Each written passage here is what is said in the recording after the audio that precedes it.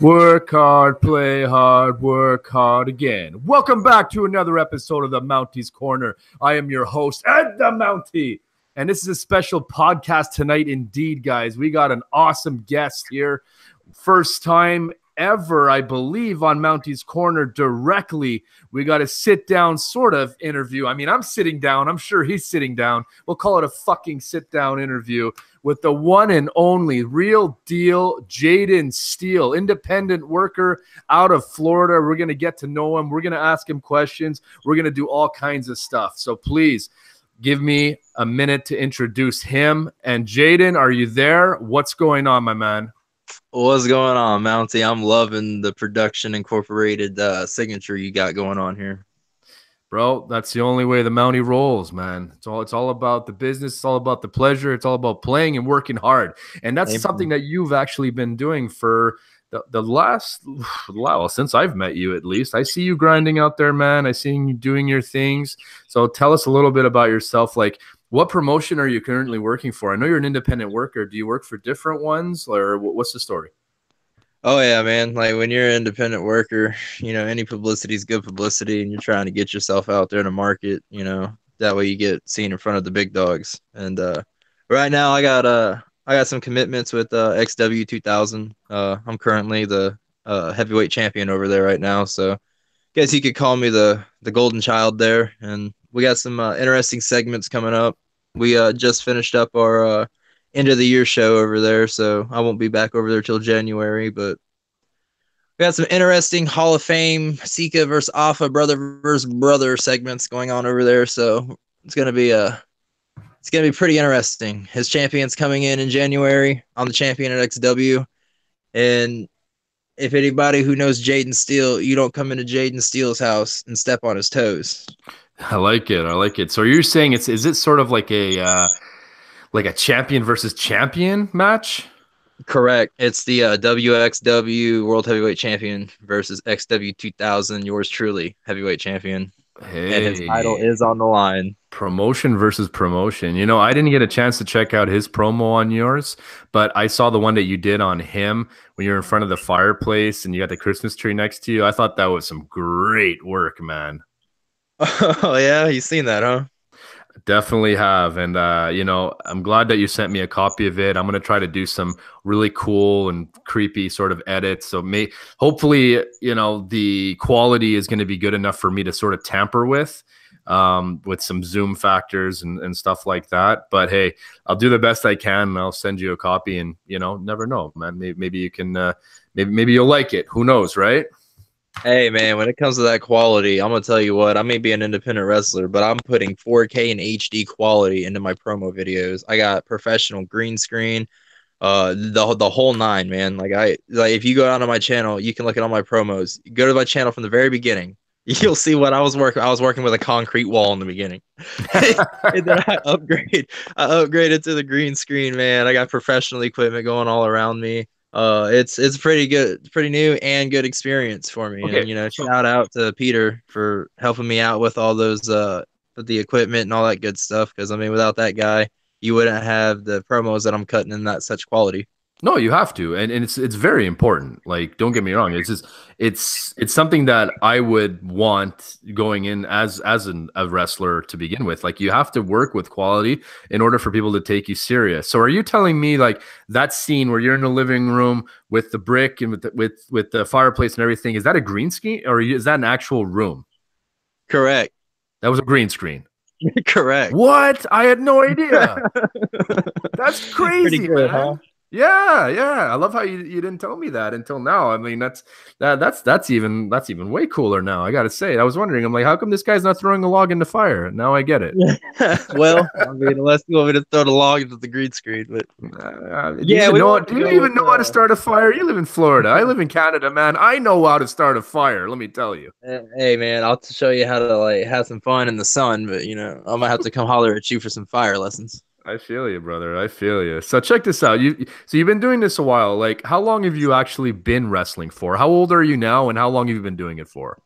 Oh man, you're gonna put me on blast like that, huh? Uh-huh. Oh shit. Well, as much as I try to avoid this question as much as possible, so that way I don't get this whole oh he's green. But since you put me on blast, I'll Hey, who cares? expose it. I'll expose Batista the started details. wrestling at 30, and he's pretty much a Hall of Famer at this point. So who cares what time you start? Doesn't matter. If you're good, Well, you're good.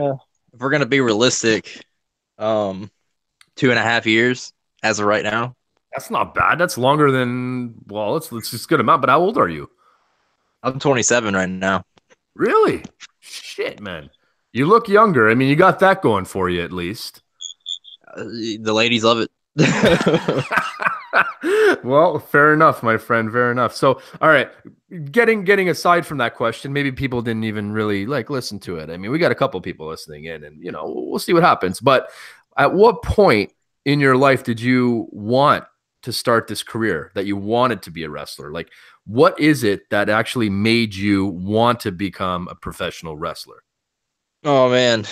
Now, I guess the harder hitting question would be like not if I wanted to be the wrestler, it was how I was gonna accomplish that and get to where I'm at today with it. And it all started when, I was a little kid and the old man would he was doing work for WWF and WCW, and he was making his way around the territories, and he would T- take me to the back of these locker rooms. Tony And Parks, right? yes, sir. Tony Tony Parks. Parks. You can Google him. Tony Parks, professional wrestler. Da da da da da. You can get the whole pitch on Google. But put me in the locker rooms. I was a little kid, man. I got instantly attached to Sergeant Slaughter. Uh, Sergeant Slaughter became a very close, like good friend of mine actually as a little kid, because I looked up to him. Like when I had a father doing. He brought me around an industry that is clanging and banging 24/7. There's never a dull moment. And then you're around personalities that are larger than life. And, it's basically I'm getting to live a fantasy of a storybook that you'd only read in a library. And, it's in front of my eyes, with, Savage and all of them. God bless his heart. He's a close friend of the family. So that's who trained my father. So, we were Not a pretty bad close to trainer. Savage. But, yeah, man, it all started with Sergeant Slaughter wrestling around with me, watching me while Dad go out and do his thing, and I got to chill around in the locker rooms in the mid '90s, and got to see everybody. I got to go to WCW locker rooms as well. Um, I didn't go with him across seas when he went to Japan. Mhm. Uh, I can vaguely remember, to be honest with you, the Smoky Mountain trips and all that. So, uh, basically being around that, it was just like, well, I know what I want to do at such a young age and growing up through school and all that. And, you're never the cool kid. Like, nobody likes the guy that likes wrestling and wrestling t shirts and comic Ain't books that the truth, man? and And video games. Like, I'm not going to be the varsity football player over here or the basketball jock or, nothing like that. I mean, I played a little baseball and, I'm as athletic as it comes. I love sports to death and, yeah, I participate in them, but I don't sell out, I'm me. And, wrestling is in my heart. Wrestling is in my family. And that's what I wanted to do. That's what I'm going to do. And growing up, you got people picking on you and all that growing through school. I done went through all that. We didn't have the be a bully, be a star campaign going on. It was, you get hit in the mouth with a left, come back with a right, settle it in the sandbox, and then, lunchtime comes around. yeah, But going through that, man, dealing with I think it really set home with me when the principal called me in one day over a fight because this kid didn't like me with wrestling and all that, and we got into an altercation. And when the principal sat me down, what really hit home was when he told me I was a blown knee away from ever stepping foot in a wrestling ring. really. that lit a fire under my ass, and I took that very personal. And I mean, to be honest with you, I still take that to heart today. And well, I got a couple tricks up my sleeve for early 2019. I'll be out in Arkansas, Missouri. So FYI, if you're still listening, Mr. Greenlee, if you ever get a hold of this, I will be seeing you sometime in 2019, and I will show you that this blown knee got fully recovered, and I'm stepping foot in multiple rings, not just a ring. Love it. Love it. Love it. Love it. I mean, ultimately, since you started doing this, I mean, I know we all have like the goals if we first started, what we really want to do, but maybe sometimes those goals change as we go. If I could ask you right now, if I could ask you right now, or like, what is your ultimate goal in doing this? Like, is there a promotion you'd like to work for? Is there one that you'd ultimately like, like not your end game, but like, what is your actual dream for what promotion? What do you want to do? Or at least, how do you want to get into it? Like, tell us a little bit about that.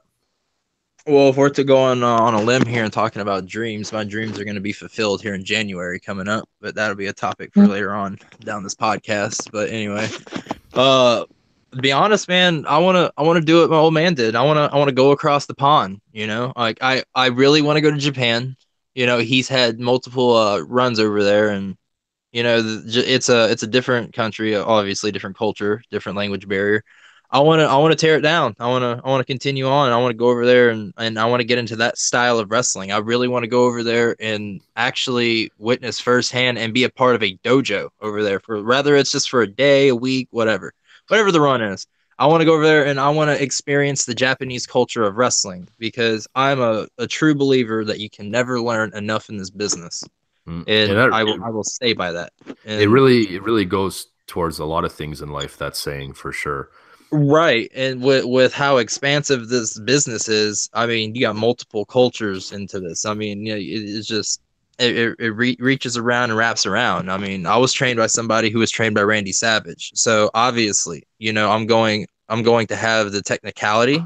And I got a little, my old man tells me to this day, he's like, I can see a little bit of Savage in you, just from the way you enter the ring with the little quickness that you do, and just like how your in-ring psychology acts. Like, that marks can't catch that. That's a professional looking at that on a standpoint, and to get his stamp of approval on that means a lot to me. But as much as I love Savage and I love his technical ability, my old man's not going to teach me how to do lucha, or he's not going to teach me how to do Japanese style wrestling, like strong style. I really want to get into that. Like, don't get me wrong. I can powerhouse as well as the next guy. I mean, that's very simple, basic stuff, and like, I believe that you need to have multiple different packages when you're in the ring. So that way, when you go against somebody your size, you can powerhouse them around.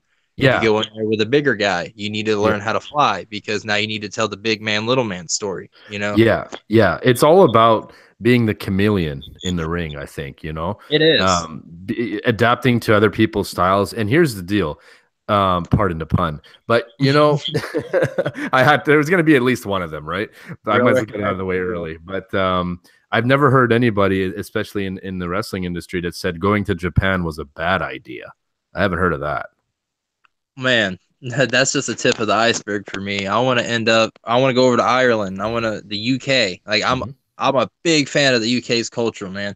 With their culture, I love their accents to death, and the sights over there, it's just a sight for sore eyes. And I want to ultimately, I would love to be on, I think they call it Wrestle Kingdom over there. I think that's the WrestleMania for over there. Yes, exactly.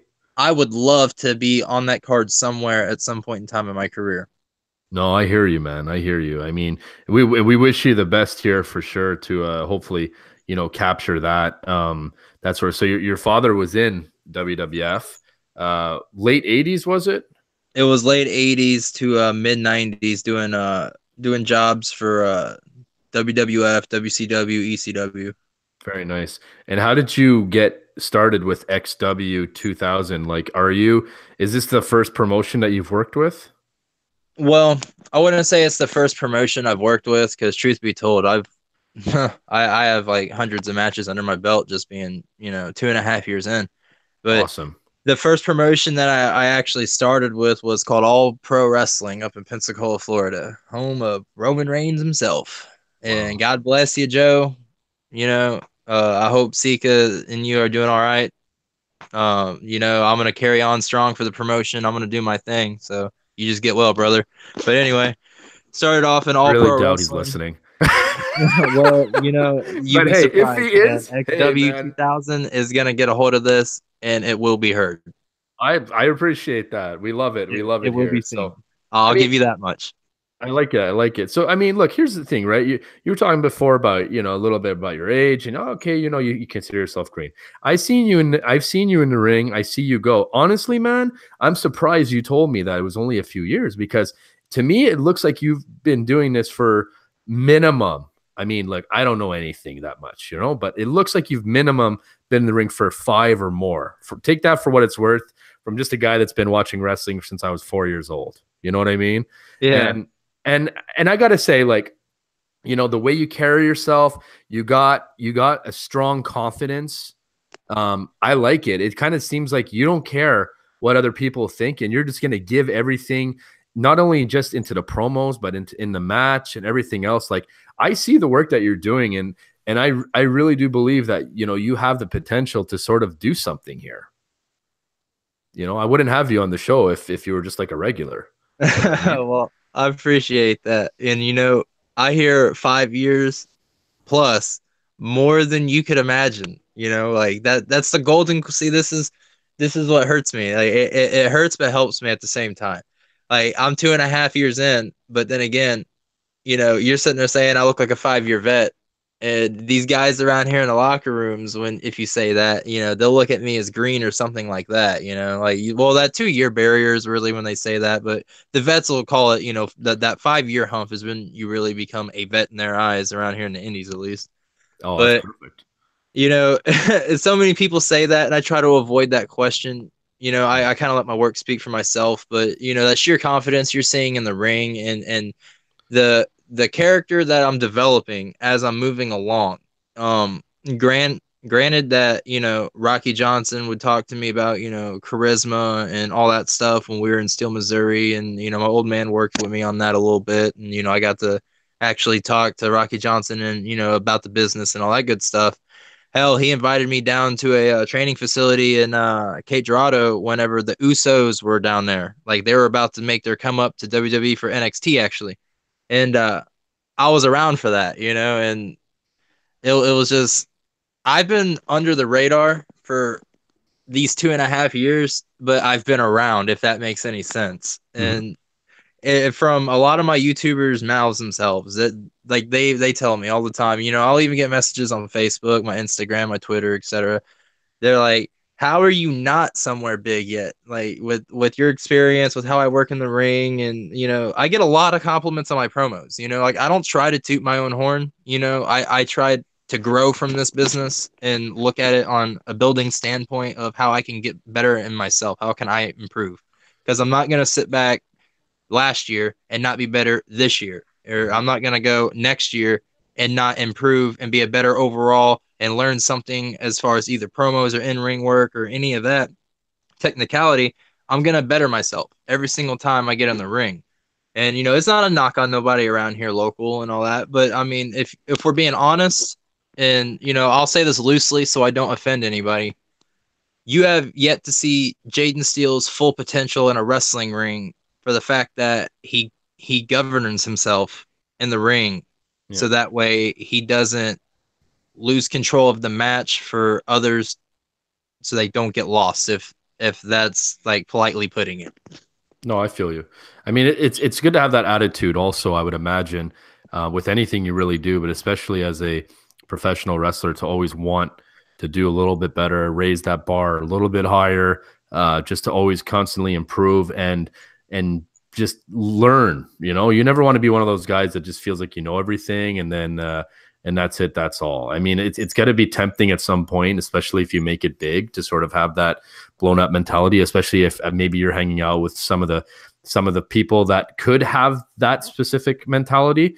I have no idea, like I'm just assuming that it's just because it's in every workplace that you've pictured and probably worked, that there's always a couple of apples that would have that know-it-all mentality, or like, oh, we don't have to do that, whatever. But I assure you, if you always stay humble and hungry, and keep learning from everything and everybody that you've stepped in the ring with or worked with outside, anybody that's sort of like chirping in your ear, I can imagine all of that just sort of coming together into like one dynamic element and like an overall package. Like you won't be able to be stopped, that's for sure. That being said, have you had any sort of like best advice given to you so far from anybody? Like, who would that be, and like what was said to you to just either keep you going or just motivate you? Oh man, when it comes to like motivation and like, working in the ring, and you know what? I'm gonna go down to locker room fundamentals. All right. This is Jayden Steele when he arrives at the show. I go straight to that locker room. I'm the first one there, and I'm always the last one to leave, because when the promotion's even going on, like we'll take XW 2000 for example. I'm the heavyweight champion over there. I don't carry a high ego over there as much as my character shows, and we can get into my character here in a little bit, but as far as like egos and all that, you check that at the door. I'm there to do business. I'm very professional. I was beaten like trained, and when I was trained, I was beaten like black and blue. Hell, I got over 54 chops. I believe it was like to the exact number. I think it was like 54, 55. I'd have to ask again. But I took 54 or 55 chops. So, like, it was somewhere up there in the mid 50s, straight to the chest, because I wanted to train. By the time I looked down at my chest, you would have swear I was in the Friday the 13th or something, man. Like it was bleeding. It was nasty. And they looked directly at me and said, "Do you still want to be a wrestler?" Well, you damn right I still want to be a wrestler. You're not going to beat that out of me. That was something that as a little kid I've always wanted to do, and I grew up around. Previously, it's not the matter of if, it's a matter of when. And, I found my outlet. I got trained very professionally. I have, a couple of guys underneath my belt that I look dearly and highly up to. It may not be your guys on TV now, but, without the old guys, man, like it's another thing. These generations of new cats, like millennials, they crap on all the old guys that have paved the way for us, and they don't respect them. Like without them, we would not be able to do what we do. And that was one thing I got beaten into me in training, was to respect everybody. It doesn't matter if it's the janitor, the referee, the ring crew or not. You respect everybody.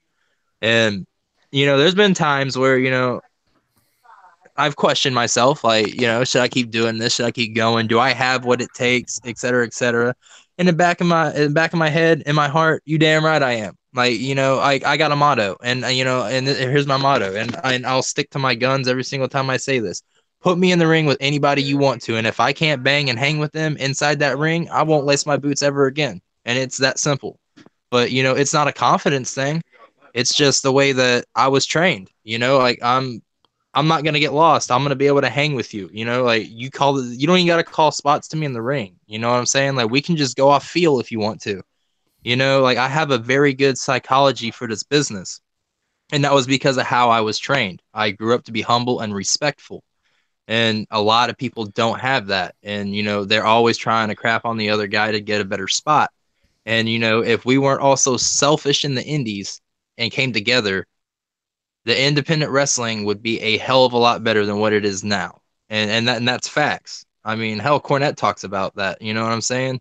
But as far as locker room, like, advice and all that given, I'm going to have to give a shout out to the chosen one, Chris Matthews. I mean, it's a shame that I didn't get to meet him, years earlier to this prior. And yeah, truth be told, like I get on the phone with him all the time. I'll talk to him a lot about the business, and the cat gets it. He never got a shot to the big times or nothing like that, but he gets wrestling. He understands wrestling. And it's just that bond that we click. And I unfortunately we work the same card at the same organization. We haven't got to get in the ring with each other yet, but I look forward to that. He's doing great, and I love it to death. And he's tag champions over there right now, as far as, me having the heavyweight belt. So we kind of can't conflict with each other to keep, things straight. But I look forward to that. And another cat that, I get with is Peter Boone. You know, that's our video production guy, man. Like he puts in so much work and so much effort, and you know he's undermined over there. And the man is such a critical and crucial key to that promotion over there. And you know, I give him every bit of the props he deserves because I mean the equipment that he has and the promos he allows me to cut, and you know the content that I allow to give to people on my channel. You know, it's amazing, and you know I love it. Like I mean, I fooled you with a green screen, so I mean. Yeah, I know. I know. I can't believe I did that. I was like, I mean, it just looked real. Like that's, and I was like, That's oh, the that's a point, great you know, idea. like real recognizes real. I'm the real deal for a reason. I love it, man. I love it. We have Steve that was my co-host for the night. Steve, are you there, my friend? Yes, I have arrived. Yes, sir. Yes, sir. Yeah, you missed the opening segments of the Mounties Corner podcast, but ideally, you know, we still have a ways to go here, and we have some questions. But how you doing today, Steve? I'm doing well. Doing well. Hope you're doing fine, Mountie, and I particularly hope over there, Jayden Steele, real deal. Jayden Steele is doing well. I'm hanging in there, man. It's glad to see you again, but we'll talk about those Packers later. Yeah, we can't get sidetracked here, boys. This isn't the Ramble show. No offense, Steve. You do great work, my friend. But here in the corner, we got to get to bed early because this bad boy's up at 5 o'clock in the morning going to the gym, wishing that he had Jayden Steele's body. You know what I'm saying? Oh shit! So let me ask you, Jayden. Right? I wanted to check this with you. I mean, obviously you're in you're in a little bit of a different sort of package when it comes to, you know, your friends and family, probably because of how you grew up and who your father is. Oh man. So a normal question would be like, how do your friends and family, like, what are their opinions on you being a pro wrestler? But I would assume that they would probably be maybe more open to it. But I've also seen some parents out there that are just completely against it. Like, no, you're not going to do it. And that's it. That's all. How has that like phased your life as you were growing up? It hurts to be honest. I mean, on one hand, you know, I'm not normal. I have a father that's been there and made it to the big times. So, as a kid growing up, I didn't get to stay in one school. I moved back and forth, Florida to Missouri, Missouri to Florida, Florida to Missouri, back and forth, back and forth. And, you know, it took a toll on me. You know, I got separated friends from both ends. And growing up, you know, I found out that who was real and, you know, who was fake, with no pun intended. But the sad part is, man, you know, like I had a father pushing me that believed in me, that, you know, the most vital piece of advice that I was ever given, well, I guess satisfaction, I would say is a better word for it, was when he looked me in the eyes and he sat there and told me when he was done training me and we were a couple months down the road, he was like, son, at this stage in life, at where you're at in the ring, I honestly believe you're better than me. And Wow. that touched me very sentimentally. And, you know, I always repeat that in my head. And, you know, like I get it all up in my feelings with that, with no Kiki challenge when he, you know, he says that. Mm-hmm. But, Mm-hmm. you know, for a former WWF wrestler to tell you that and to be sitting here on the sidelines, you know, looking outside the window while you know, looking on television and I'm seeing guys that have been there that I know personally, you know, it's just, it lights a fire under my ass. You know, I'd lie to you if I sat there and told you that it didn't bother me, it didn't affect me. It's just, how do I get my shot? When is it my time? Like, how can I make it my time? Because in this business, nothing waits on you. You have to go and get it. And it's a constant chess battle, and I got to figure out each move strategically to get where I need to be. And growing up, you know, I had certain people that would, you know, that I've cut out of my life because they didn't support me in wrestling. You know, that, you know, acted straight like my friends and all that. And when I got into wrestling hard and heavy, hit the gym, you know, hell, I mean, if we go all the way back to when I go to even start training, you know, you're talking about a 130-pound kid soaking wet. Mm-hmm. Fast forward 50 pounds later. You know what I mean? It's a daylight dark difference. Hell, you can go to my Facebook. You see it. You go all the way back to, you know, 2012, 13, whatever. And you can look at the astronomical changes I've done in my body, and that's because of how bad I wanted something in life.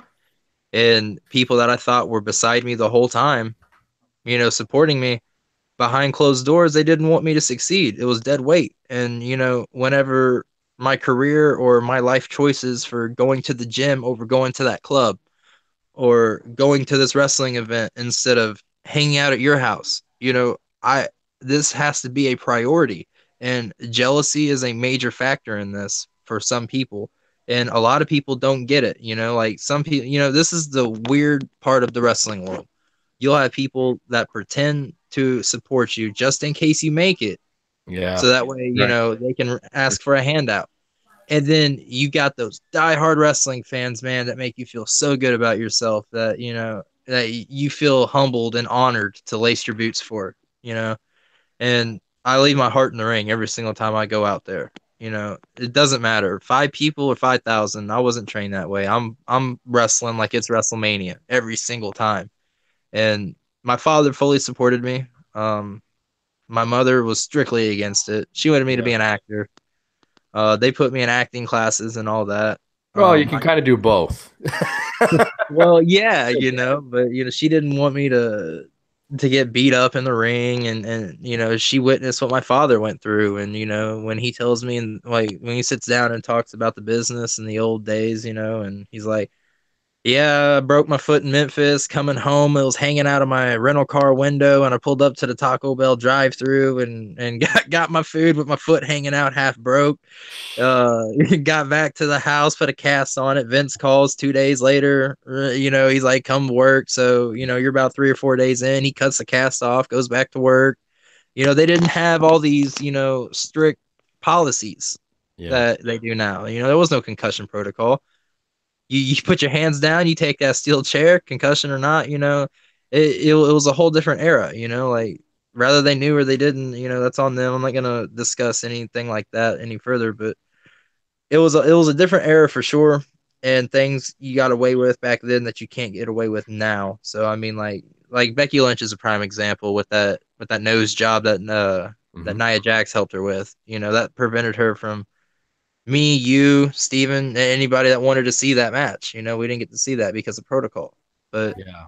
that's what happens. And I probably have on one hand I can count close people that are to this day that are very close to me, that like actually support me, that were there thick and thin, whether they believed in me or didn't or told me not to, they still stuck by my side. And that's the truth. Well, I mean, it's a hard road to be a wrestler. Yeah.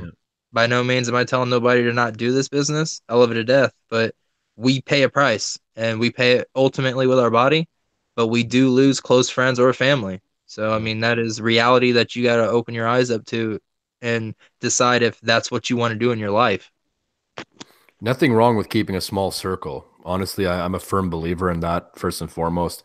And the more I talk to you, it's funny because the more you're sort of taking things out of my mouth, because I had like two more questions here that were actually related to what you already mentioned and touched upon. And those two things were, how do you work with a dead crowd? Do you deal with the match the same way? Does it bother you? I mean, that was part one of my question. And then the second part was, how do you feel when basically the layman's don't understand that the risk and dangers of the job and then they still consider it fake. And I was just like, how do you deal with these two things? So it's funny that you sort of touched upon it already. Well, as far as the crowd goes, every single city is going to be completely different. Like over here in Milton, for example, at XW 2000, I keep bringing them up. Yeah. Here's the 3 Ps for you. Promote yourself, There you go. the guys, and the promotion. There you go. There's a little behind the scenes of the biz for y'all guys that are listening in. But like over there, man, these guys, they're a brawling fan base. They love brawls. I could go over there and knock the house down in a barnyard burner for them, and they wouldn't get up out of their seats no louder than it would when I'm bouncing somebody's face off of a ring post, get outside the ring and do some floor work or etc. they're really, really violent over there. Oh, like I wouldn't say like ECW style, but I mean they beg you for it. But I mean, trust me, uh, there's always a way to get the reaction. When you're out there, and that comes down to psychology. How were you trained? Like, what do you know about this business? If I go out there, um, I pay attention to the crowd from curtain all the way to the ring bell, and I find who's the most verbal, and who sits out, who stands out, who wants to be part of this. Because the whole point of wrestling is to give those fans their money's worth, get them involved. There ain't nothing like getting a fan involved to make them feel like they're part of the show. Love that. Yeah, Exactly. You're going to get a reaction from them if you interact with them. There's no way in hell. I mean, we go all the way back to Bay St. Louis when I go over there and I play heel work.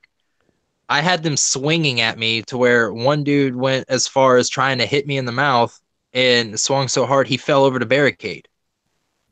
Like he was that angry with me because I was working him, and you pick him out. You got to find the guys that are verbal like he was, and he was running his mouth to me, so I took advantage of that as a worker, and I worked him, and it got to the point where he took a work into reality, and I'm not knocking him, wasn't mad at him at all. I love that because that they gave me an experience that made me feel good. I did my job. If you didn't try to hit me, then I would have felt like I did something wrong, because if I'm a bad guy and you didn't want to hit me, then what kind of wrestler am I? Yeah, exactly. Yeah, exactly. But every single city's different, man. And for me, it's going out there, finding who the most vocal is, like who's verbal, who's like paying attention to it, who wants to be involved. And you got to know in the ring, man, especially with these heels around here on the Panhandle. I'll speak for at least. A lot of these heels don't know when to cut you off and to draw heat and when to give you shine. And it kills the crowd. Like, for example, when I worked a ladder match not too long ago, there was a spot in there where, they were all up on their feet and chanting my name and wanting me to get this shine in and just make this explosive comeback. And, the heel put me in a rest hold and just killed it. And, I'm sitting there with a mindset like, dude, what in the hell are you doing? We're over here working, and like we're about to get the biggest pop of the night, and you just killed it. Yeah. I was gonna ask, like, I mean, I know like for the most part, you gotta have like a like a plan, like a kind of like a planned match and the whole thing. But I was wondering, like, do you do things on the fly? Do you change? Do you adapt to how the crowd is going? Like, and you just kind of like, talk to each other as the match is going. Like, do you see that kind of change happen often, or is it something that you try to you kind of stick to the plan and you just stay the course throughout the match? Like, how does that work for you? Well, that's gonna change throughout however somebody's trained. Right. Like I said, I'm old school, so I'm going to work you old like how I was trained. So when I get there, you got your board pulled up, and you got who's going over, who's winning, whatever, how many minutes, and all that good stuff. Like that's the determined spot of wrestling that all the fans already know. They're watching for the show, the entertainment. And when we go out there, you got some guys that like to call it all in the back room. You got some guys that don't. I mean, if you come up to me and you try to call everything in the back of that locker room, I'm gonna tell you to get lost. I mean, you're gonna forget everything that you're saying in the back of that locker room by the time you get out there, and then it's gonna cause mishap, and we're gonna look like crap. Yeah. I see. This is how it goes down. Mountie versus Jayden Steele tonight. I walk up. How you doing, Mountie? You doing all right tonight? Great. Nice to hear you. So I'm going over. We're going 15 minutes. Here's the finish. I'll give you the finish. Or if you wanted to work something in the opening, we can discuss that. But I like to call as you go, or by the fly is what you want to call it. And that's what makes moments great, because what you want to do in the back of that locker room, and then when you get in that ring, can be two different things. Those fans are going to want to see something completely different than what you said. Like you got to take that into consideration. It's about them. And if you get in there and you're selfish and you go with what you want to do, not how they're feeding, then you got to have a variable for change. And if you're not willing to change, then that's why you have dead spots in matches. And fortunately, I am professional enough to know, like, when I lost that dead spot over there, when I should have came off with some shine and he killed me on in that ladder match, I brought him right back to their feet, and it's very hard to do. I mean, not everybody can do that in the ring, like if you go from a high excitement of a crowd to, crickets chirping, to bring them back up to that intensity level, that's going to be really hard to do because you just basically tease them and then shut them down. And as it goes Well, on, yeah, I mean, I could see that you have to sort of adjust on not even just how the match is going, but how previous matches went on the card. And, okay, maybe we had this idea or a couple of ideas. Maybe we should like switch this and do this instead because, okay, maybe they had a similar sort of move spot or whatever. But it's really interesting to hear you say, like, so they only give you the results when you show up that night. They don't give you any notice like beforehand or anything like that. It really just depends, like as far as the promotion goes, because everything's gonna vary. Some promoters like to tell you in advance who you're working, what you're going down with, and what the finish and all that stuff's gonna be, so that way you can anticipate it and get it all down. Some places, man, I've worked where you don't know anything till you show up to the dang event. So, when you go in there, the finish and who's going over is obvious, and you fill in the blanks on the rest. So everything you see me do in the ring is off of the fly. Like nothing you see in the ring from Jayden Steele is fully choreographed from beginning to end.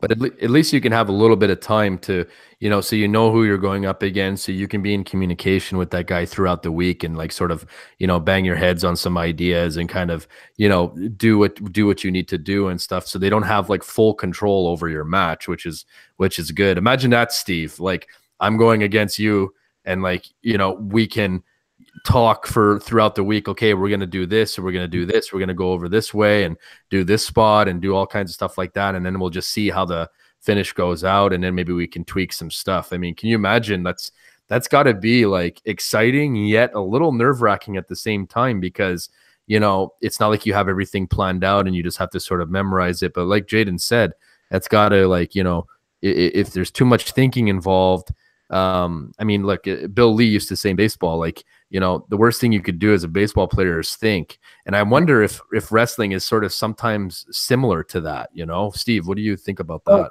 Well, for me, if I ever was a wrestler myself, I would be more like how Jayden Steele is in the ring. I'd be one, or, in anticipation of matches where if you, there's more on the fly, off the cuff during the matches, the psychology of it. And as he was speaking upon himself, of looking out for the fans, looking out toward the fans, which ones are more hyped, are going to be more engageable or already engaging to previous matches, or things in general. Like if you're able to watch other match, watching matches in the back before your match, if you're later in the card, let alone if you're quote unquote curtain jerking and starting off the show, I think it's called. So, but for me, if I was a superstar, if I was a wrestler, it's the way I would be thinking, because as a personality that I am one to overthink. So if we have everything pre-planned, me against Jayden, me against Mountie, me against anybody, then I would forget most of it, because I'm trying to, tell the story that we're supposed to tell, and remember everything that was talked about in the back for the last couple of weeks, couple of days, and not living in the moment. That's another aspect of it, at least for me, would be. Again, I've never wrestled in my life, but if I did, that's just how I think I would approach it and would be my style. Because for me, I do better when I do things off the cuff or top of my head than if I do have a full script, let alone my own podcast here on YouTube. Sometimes I do better when I am off the script, when I am maybe rambling, yes, but still, keeping it on track in some sort of way. Like I am better in that way, and I would be that way in a restaurant. That's how I approach it. And that's something I was going to ask Jayden Steele as well, that you already talked about, because I was going to ask which way is better. Overly over planning or doing it off the cuff, because as I spoke about how I would do it, and Jayden, you already did. So my question is about, people in your circle, or people that try to be in your circle. What are some tells, or what are some things that you can tell maybe right away of people that you know that are just there to leech off of you, that want to just sponge from you, and not there for the right reason? Are there easy tunnels, or is it more that, oh crap, I have to find it out later, and that making it even worse? Like, is there a way to figure that out earlier than being burned later on by someone that you thought was there for you, like you spoke about earlier? Well, before I mention something about that, I noticed that you said that you'd rather do things on the fly instead of like use muscle memory to try to do spot calling and all that for say. So I was wanting to like pick your brain a little bit and put you in a predicament to where you would see how the realization of that would come forth. So like imagine if we were in the ring and I was shooting you off the ropes and I sat there and called to you a drop down toe hold body slam arm drag hip toss powder. Are you going to remember all that in sequence? Nope. No, I would only remember maybe the first couple. And that's the beauty of it, because in wrestling, that's just a spot, like there's millions of combinations. Exactly. And that is where being trained properly and professionally comes into play. You can shoot me off the ropes. Don't tell me anything. And I will be able to read you like a book and come straight to you for anything that we're going to do. And it's all based on your body language. If I'm sitting there and I'm leading with my right foot, while I shoot you off the ropes, psychology kicks in.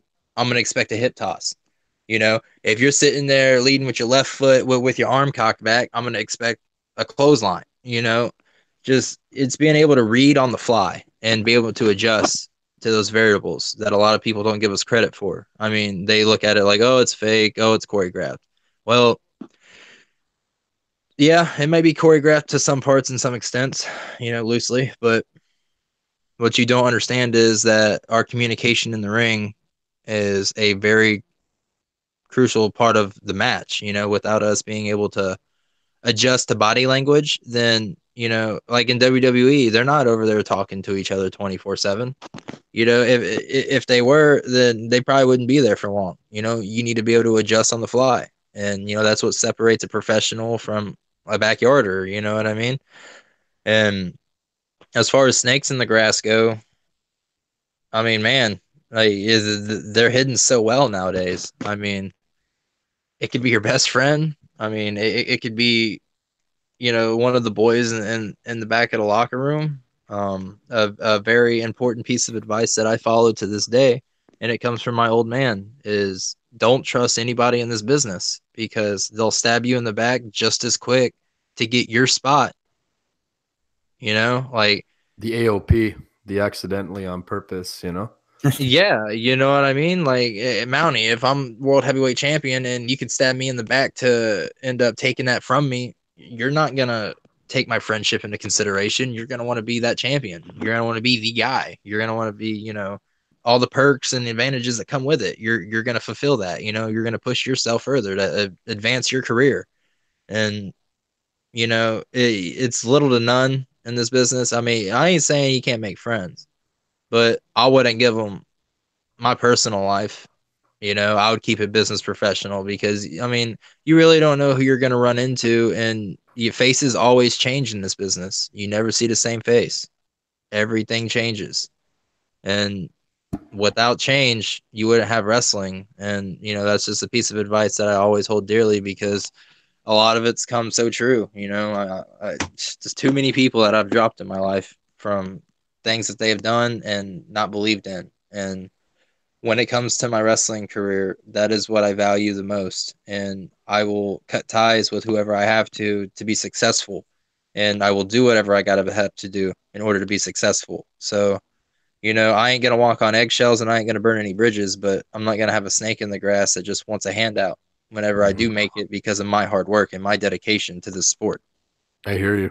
I mean, going back to, your work and everything that you're doing right now with the promotion, like, tell us how often you are, putting together a match, and how you're able to sort of balance your life with friends and family and your schedule. I'm assuming sometimes it includes road trips as well. So Tell us a little bit about that. Like, how often are you doing this? And, you know, do you find it difficult to juggle anything else? Are you okay with that? What's the story? Juggling, man, like, you know, I feel like it's a constant weight of the world is on my shoulders. You know, I'm not just your average wrestler. I have a father that's been there and done that. So now I have his coattails behind me to guys that are jealous of where I come from or my background. You know, I'm looked that helps me and hurts me. I'm looked at as a threat, and then, you know, to the guys that are actually good in this business that have a great mindset and all that, you know, they don't look at me any different. You know, they look at me the same as anybody else. And you'll have some guys that label me instantly that, you know, they don't like because of who I come from. And, you know, I don't ask for anything that I haven't earned. You know, if anything, I tell you, like, you know, you start me from the bottom, you let me earn my right, you let me earn my way, you let me work that crowd. If that crowd decides or wants to determine what they want to do with Jayden Steele, you let them to decide. They're the ones paying your bills. They're the ones making you money. That's what they want at the end of the day. You know, I'm not stepping on toes. I'm not trying to force championships. And, you know, I'm not going to do it that way. I wasn't raised that way. I don't want nothing I haven't earned. And just doing this whole entire expense, man, the expense is crazy. Costs a lot of money. I mean, I'm coming, you know, like well, Yeah, it's it. Like, I I'll want to give ask it- you, are you working as well while doing this? I mean, or is it's rough. It's really rough because I have to find jobs that will cater to my wrestling, and you right? know that's weekends off, and not every job's going to do that.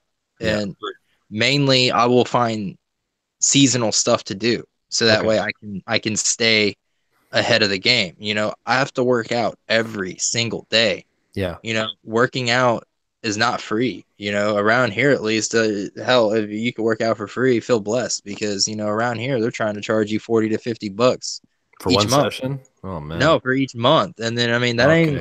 that ain't including, you know, your gas expense going back and forth from work.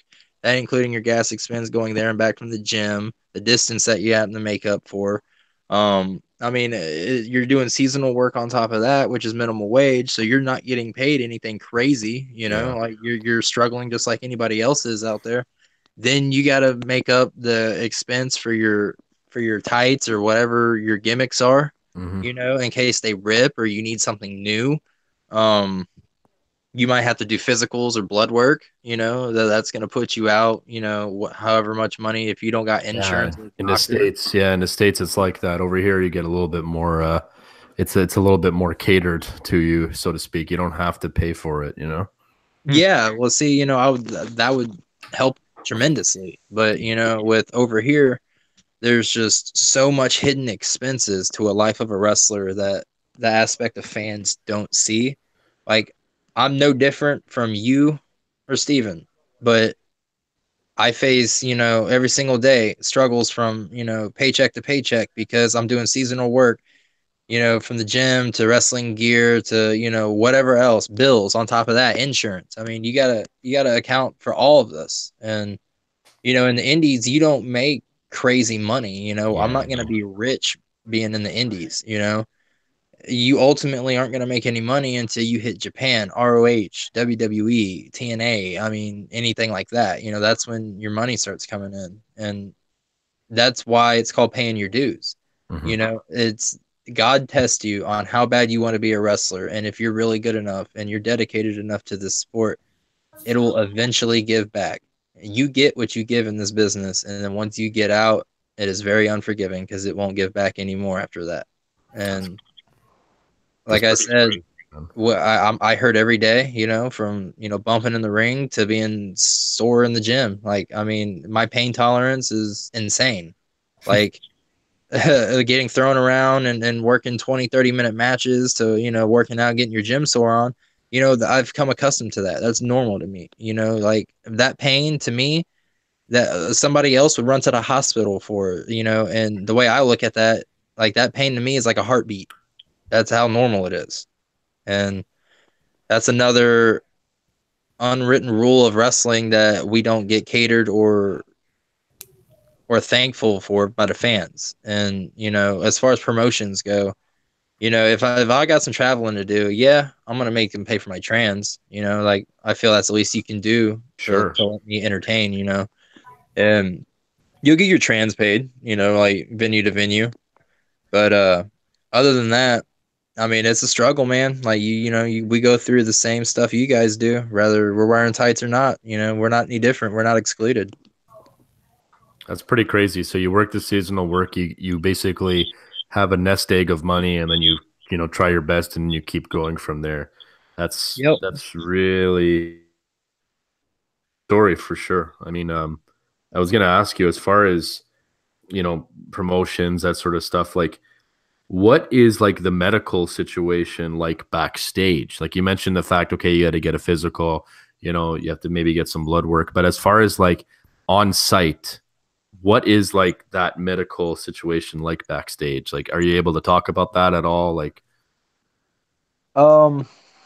is there somebody on site that actually, if something goes wrong, they could look at you right away and stuff like that? Yeah, How does that work? they do that. I mean, as far as that goes, I can say that yeah, there is a for bigger organizations, there is definitely medical staff on standby to like look you over. But as far as the indies go, not so much.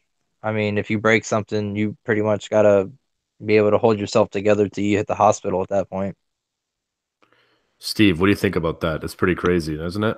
Well, that's very crazy, and even hearing of the inner workings just of how Jayden Steele or any other indie wrestler has to be able to keep in the business and be able to not just be where they are, but wanting to try to succeed and be even greater in a more polished wrestler, and having to work out every single day, making time for that, working part time, if not part time, seasonal, as he was speaking on for himself, and having the job go around his wrestling life, because wrestling is number one to him.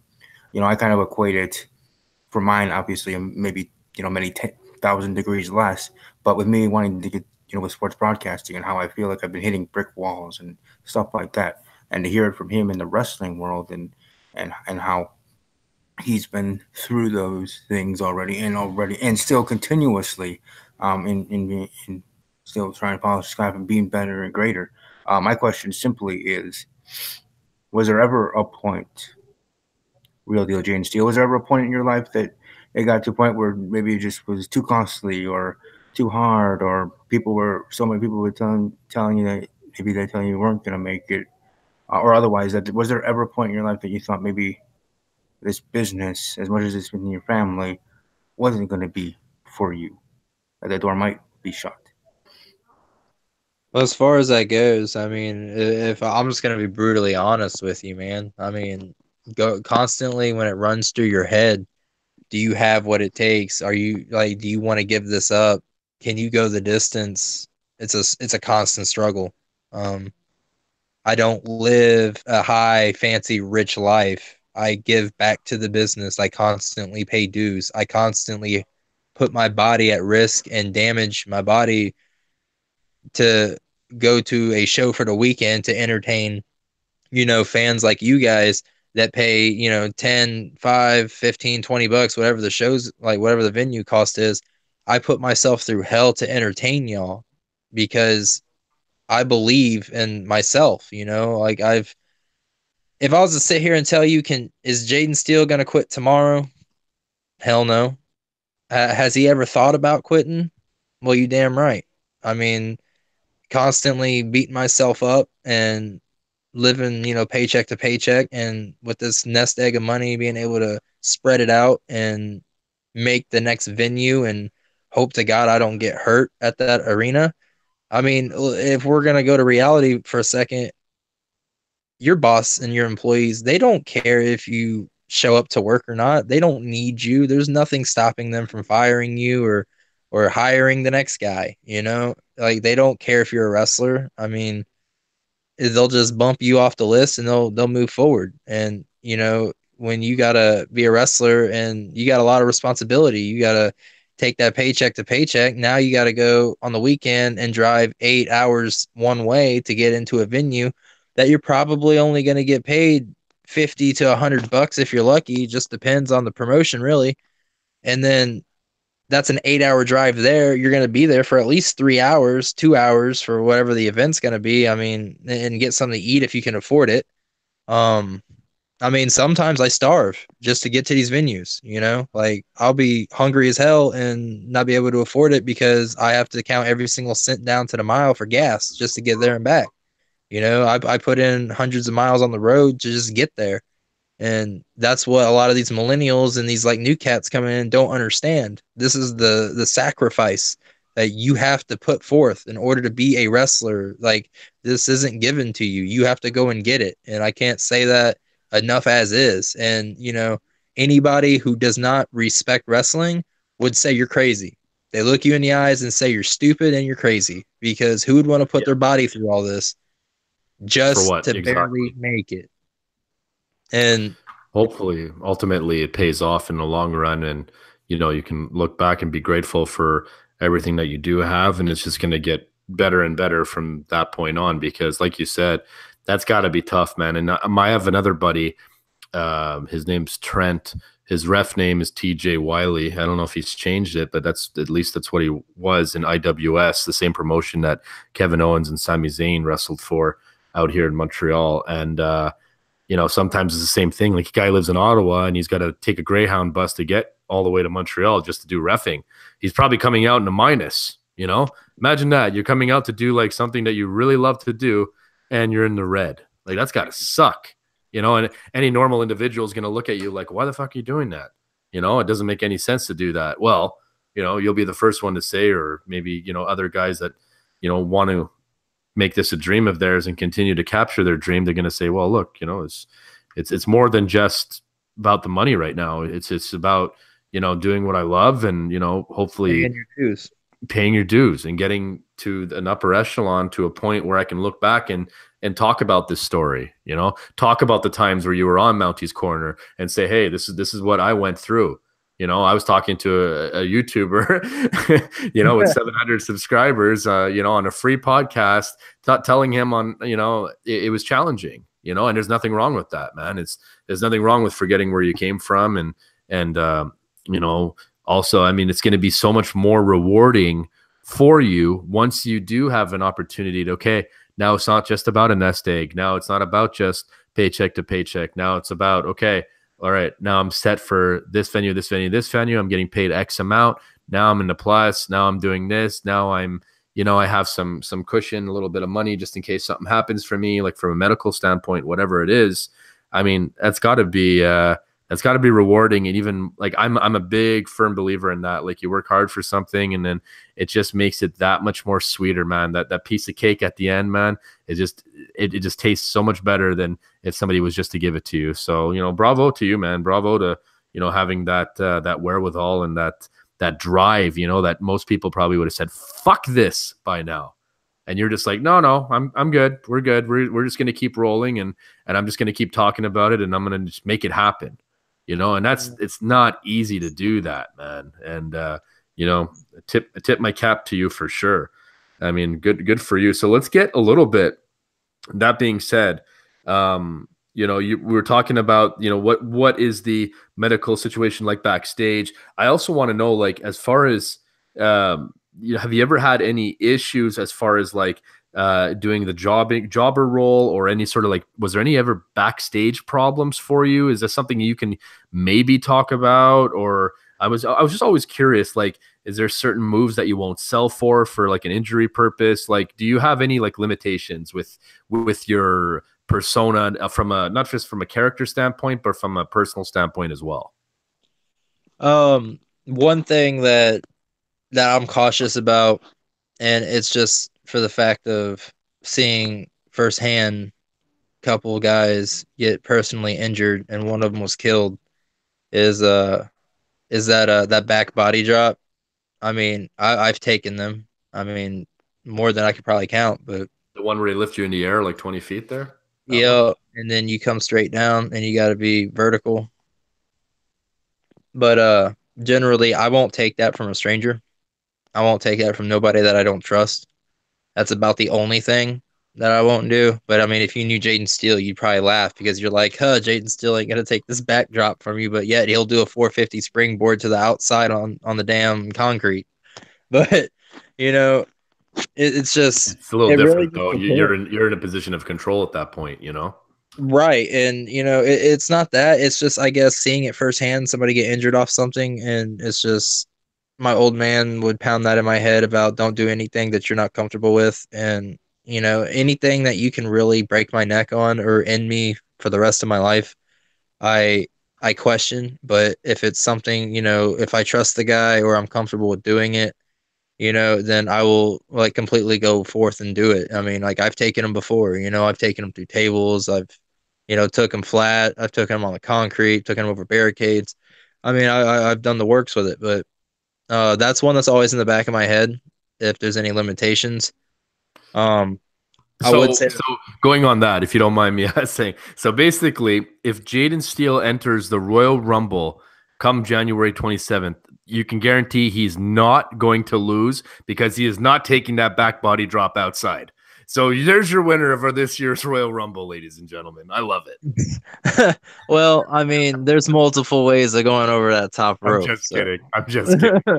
As far as the back body drop goes, you best believe if you're gonna hoist me up that high, I'm grabbing two hands of rope and I'm gonna Oh, control my fate. absolutely, absolutely, I'm man. That's grabbing two hands there. I'm not gonna free will myself to the ground there. So That's perfect. So have you ever had any like backstage problems, whether from a booking standpoint or anything that you didn't want to go through, or you just kind of run with it? Like, what do you do? What's your go-to? I'm around the around the independent scene right now. And this is speaking from the other boys around the business. I don't really like to speak for myself on things like that because, obviously that's opinion and, how other people feel. They could tell you more about how I am or how they feel about me. So that way it'd give you a better like outlook. From their standpoints, they I guess would brag about how humble and respectful that I am in the back and how easily I'll flow with things. But like, when it comes to a point, I've only had one issue. Like throughout all these years so far, I've only had one issue. And that came to actually, it's on my YouTube channel, was that ladder match where there was a specific character in that match. And, I'm not gonna bash him. I'm not gonna talk crap about him. I mean, I'm not gonna go that route, but he didn't see things correctly and wanted to be selfish and try to put himself over everybody, and he wasn't over with the fans. He wasn't doing his gimmick correctly. The fans really didn't care if he was there or not really. And I was against what he was wanting to do. That's just my end. And obviously there's three other bodies to it. They seen and agreed with the same business perspective that I did. It didn't make any sense. You know what I'm saying? When you're coming off of newly, like here's the scenario. I guess this will be the better way to put it for you. You got a vacated title that nobody holds. You run a championship series, and pretty much you grab your contestants out of hard fought, victories. So you get your contestants drawn up, you get your four, and then you put them into a fatal four-way ladder match. Vacated titles nonetheless, all right? Well, now you got two heels and you got two babies in there.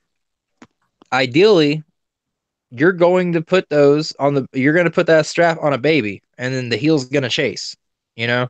Like Yeah. they got away from the baby chasing the heel a long time ago, and especially I mean it doesn't even got to be looked at that standpoint. It's just the fact that you have vacated titles, you got the crowd wanting a certain individual much more than they want anybody else in there, and are getting louder, popping the whole nine for, and you got one guy being selfish that doesn't want to work and do business and Oh, he wants to do business. He wants to do business for himself, though, right? correct, but it's just things don't see fit, and I'm always the kind of person that I don't have a problem losing to anybody. Like that's disrespectful if anybody would say no to this guy or that guy. That ain't me. But it has to make business sense. I'm not gonna go out there and do something that's gonna kill Jayden Steele off if it doesn't make business sense. I'm not going to lose all my heat or all my shine or whatever if it's not professionally done correctly. And when you're trying to take a vacated title and put it on yourself when you have no heat, you're playing a heel, and you're vanilla at best. Not only me but other guys would have problems with. And that was really the only locker room issues that we had. And we settled that, and obviously you can see the outcome on my YouTube channel if you want to. But it was we done what was best for the business that night, and it came out correct. It could have been not only like me or you had to put it on a face ultimately at the end of the day. You had to put it on somebody the fans wanted to see, the fans wanted, and somebody that had momentum. You can't just kill it off and just crap on them. So Sure. And getting it now, and it goes to show, like, he's not there anymore. He couldn't comply with ordinance and professionalism and all that, and he had issues. That's on him. I'm not gonna call him out. I'm not gonna say his name. Whatever. It is what it is. Yeah. But there's a reason why I'm there and you're not. And were you a face or a heel at the time? I was a face. Okay. I was. Was it you that won? I was more over than anybody that was participating in that match at the time. Were you okay? So you're the one that won. Yes, correct. Perfect. Like they finally, that was actually how I got the heavyweight strap over their next W2000 was this ladder match. 28 minutes of hell, but the momentum that we carried in that, though. I mean, let's be honest. If we're gonna walk the line here, if you're comparing, match to match, reaction to reaction, they didn't get any louder for no one else. Hell, I mean, to be honest with you, I did my qualifying match for that dang ladder match. I got over and was more loud in that match than I was in the ladder match. Like that's how bad like they wanted it. They wanted to see it. And I mean, just sitting there, the emotions and the expressions that I showed in that match, like winning it and all that, comes forth. But I still haven't got a reaction that loud over there yet, which I'm going to break. I promise you, 2019, I will break that. I'm putting too much work in. I'm going to get them a lot more louder than like what I got them in that qualifying match. I mean, yeah, like when I was sitting there waiting to come out of that curtain, man, like it was so explosive. I got goosebumps. They were that loud. I mean, it was rumbling, it was booming, and awesome. It really made me feel appreciated for what I do. And that was really the only time we had any problems with business. Ultimately, it's very smooth over there now. It's too bad it was at your expense. I mean, it's not at your expense, but it's too bad that you were sort of, like the selective one. And then, right. You know what I mean? Out of all the times for something to happen, like, really, can you just see eye to eye with me on this one, please? Right. It's not like I won't drop the strap to you. I mean, if that's what they want to do, and you're doing your job and you're over and all that, then by means, let's do business. But yeah. Unfortunately, I'm grateful for that being my time and them running with me right now. I mean, like I said, I'm very humble to have this belt right now. I'm expecting to do big things. I mean, like I said, they're bringing in a rival promotion, and they're taking their heavyweight champion, and they're going against me for January 5th for his title. So Jayden Steele might have 2 titles around his waist come January, but that's fantastic. That's friggin' fantastic. Let's get into your character, because you were talking about how you were a face when you won it. But I see right now you seem to be a heel right now. Am I right? Well, let's just say an anti-establishment going on, like a conflict of change. Okay, perfect. So like an insecure, unpredictable Jayden Steele right now. So like a tweener. You're pretty much, in the middle, right? Yeah, like I'm in the middle. Like I got the belt. I'm winning competition. They couldn't feed me that, I won that for the fans, to give them what they wanted, and to bust my ass for them, and go into barn burning matches, you know. And they weren't giving me that. They gave me a title celebration, and then they gave me a rookie coming right in. And, you know, I squashed the rookie. I do the title celebration. I mean, I won this to defend it and to make this championship worth something and make it more prestigious. I mean, that's irritating me. You know, you're seeing a frustrated champion over there at XW 2000 right now. And on top of his frustration, now you got a rival promotion coming over with a whole nother heavyweight champion from all the way across the world. And now he's stepping in Jayden Steele's ring. Right. And hopefully Steve can, you know, come up with a couple of questions, or maybe he already has. But yeah, I mean, coming to the heel and face persona, do you have one that you prefer to work as? Or, you know, tell us about like your finisher, your style of wrestling. Like, tell us about like the actual in-ring character of the real deal, Jayden Steele, for those that don't know who you are. And, you know, hopefully they'll have a chance to go check out some of your stuff on your channel.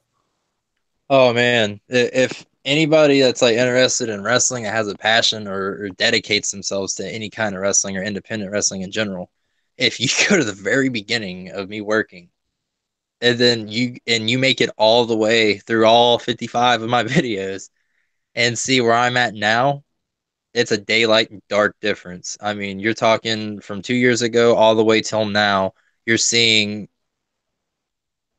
a rookie come in with a heel persona and change himself over to a face, gets over as the face. You know, I mean, to be honest with you, there ain't nothing easier than me walking into an arena and they go, "All right, Jayden, we want you to be heel." Oh, that's fine and dandy, you know, because I'll cut you off, I'll give you your shine, I'll bring the heat. You know, I get people wanting to beat me up when I walk out there. And, you know, it's not hard to play a heel at all. I love to do it, actually. It's like easier for me. You know, I can get over like $1 million because when I walk out there, you know, I'm going to pinpoint people and I'm going to piss you off and you're going to want to beat me up after the event's over, set and done. You know, when you got an arrogant, cocky, young, good looking kid getting in your face and, you know, pushing you around and stuff, you're going to hate that guy. And you're going to hate that guy that's, you know, bragging about being second generation, that, you know, brags about where he comes from because he's better than you because of where he comes from. He doesn't have to ride coattails. You know, he's just that much better than you and there's nothing you can do about it. And I'm going to brag about it. You know, that pisses people off so much. And, you know, there's promos on there, man. Like I've worked workers with my gimmick, man. Like that's how much I get into it, you know? And, you know, I guess that's where the acting comes from, where my mom wants me to be an actor. Because when I'm Jayden Steele, you know, and those boots come on, the lights come on, whatever, you know, I'm in gimmick and I'm going to be Jayden Steele. Outside of Jayden Steele, if you know me in person in real life, I am a complete opposite like individual as far as, you know, I'm not gonna like walk up and brag and piss you off like I do in the ring. But as far as you saying earlier, stating the confidence, you damn right I'm confident. I'm more confident than probably anybody you'll ever meet because I know what I'm capable of doing. And, you know, knowing that and putting that into a character and building its developmental stage is a dire process to get your point across to those fans in order to get them to react to you, whether it be good, whether it be bad. You know, I got a huge pop, huge explosion being baby over there, won the title, baby. Now you're starting to see a conflicted, angry Jayden Steele with this whole rival promotion coming in. What's he going to do? Is he going to stick to his guns? Is he going to still be faithful to XW 2000? Or is he going to flip the script and, you know, forget everybody and go his own route? But if that turn comes, all I got to say is watch out because you're going to have some hot ass videos to go through because that's going to be definitely some material you're going to want to take notice on because when I come forth and if I do another heel turn, then you're going to see more explosiveness out of this Jayden Steele. He's got the title. He's confident. He's arrogant. He knows where he belongs is a better explanation. He knows where he fits in over there. And that is the most dangerous chemical you can give him because now he knows where he fits on that roster. He knows how mighty he is. now he's gonna strike down all that he sees fit. You know what I mean? No, that's perfect, and I'm glad you said that because I've only been in the ring once, and we'll get into that afterwards. But I seen that clip though. I like it. I like it. I want to ask you about that later on for sure. But going back to the heel and face, like, they asked me when I was in there, and they're like, "What do you want to be?" Like, because we're gonna do a match, and I'm like, "I want to be the heel," and it just made sense for me. First and foremost, the guy in the ring with me was like 130 pounds, something like that. And, oh yeah, get aggressive with him. Oh yeah, and I was like, you know what? Kind of like what you were talking about. Like, I think that I role as a heel perfectly to be that cocky, good-looking punk. Okay, the guy works out, he hits the gym a lot, whatever. Like, I just knew, and looking up to all these superstars growing up, I started looking at all the ones that I really liked. The model Rick Martel and Narcissus Lex Luger and Orton and Big Batista and Rick Rude, of course, and HBK, like Heartbreak Kid, Shawn Michaels, like from like back in the early 90s. Like, these are the ones that I really, really had liked. And, they all had something in common, right? They were all cocky and confident and, hey, I'm better than you. And the guys want to be me and the girls want to sleep with me kind of deal, right? And I was just like, it just seemed perfect for me. Steve, if you were a wrestler, no offense, buddy, but I can see you as pure over baby face as possible. Tell me, Steve, which one would you be? I'm putting Steve in a hood. What do you mean? Like, Steve's going in a hood and being this mysterious cat, so that way his ring work is going to speak for himself instead of his promotional work. So like a mysterious sort of like a Raven sort of character or something like that. Somewhat to that effect, but I would say Raven. Raven got kind of rated R there, so like I guess a watered down version. Perfect. So I don't know where Steve is right now, but Steve, if you're there, tell us, man. Tell us, what would you think you would be? Best persona, heel, face, some sort of mystery sort of gimmick. Like, what do you got, man? Yeah, if you got to do an open challenge, and Jayden Steele does his open challenge, and you got to walk out there and face him for the title, who are you? For me, I probably would be more so of a face, either a face or a tweener. If I had to pick one to face, I know. Even for me, I would more want to be a heel, but I think I just would be better suited as a face, whether I'm facing Jayden Steele or whoever. That my real personality, at least how I am, obviously untrained, is more geared toward a face and being a heel, just because that's just how I would be naturally. And the more natural you can be, the more the crowd would believe in you. At least that's how I see it. So for me, I would definitely be a pure baby face up against a big bad heel. That's awesome for sure. So check this out. So you got Jayden Steele and Steve in the ring right now, whatever Steve's name is. So we're going for the finish. Jayden Steele, he's going for his finisher. What do you hit him with? Tell us, Jayden. What is it?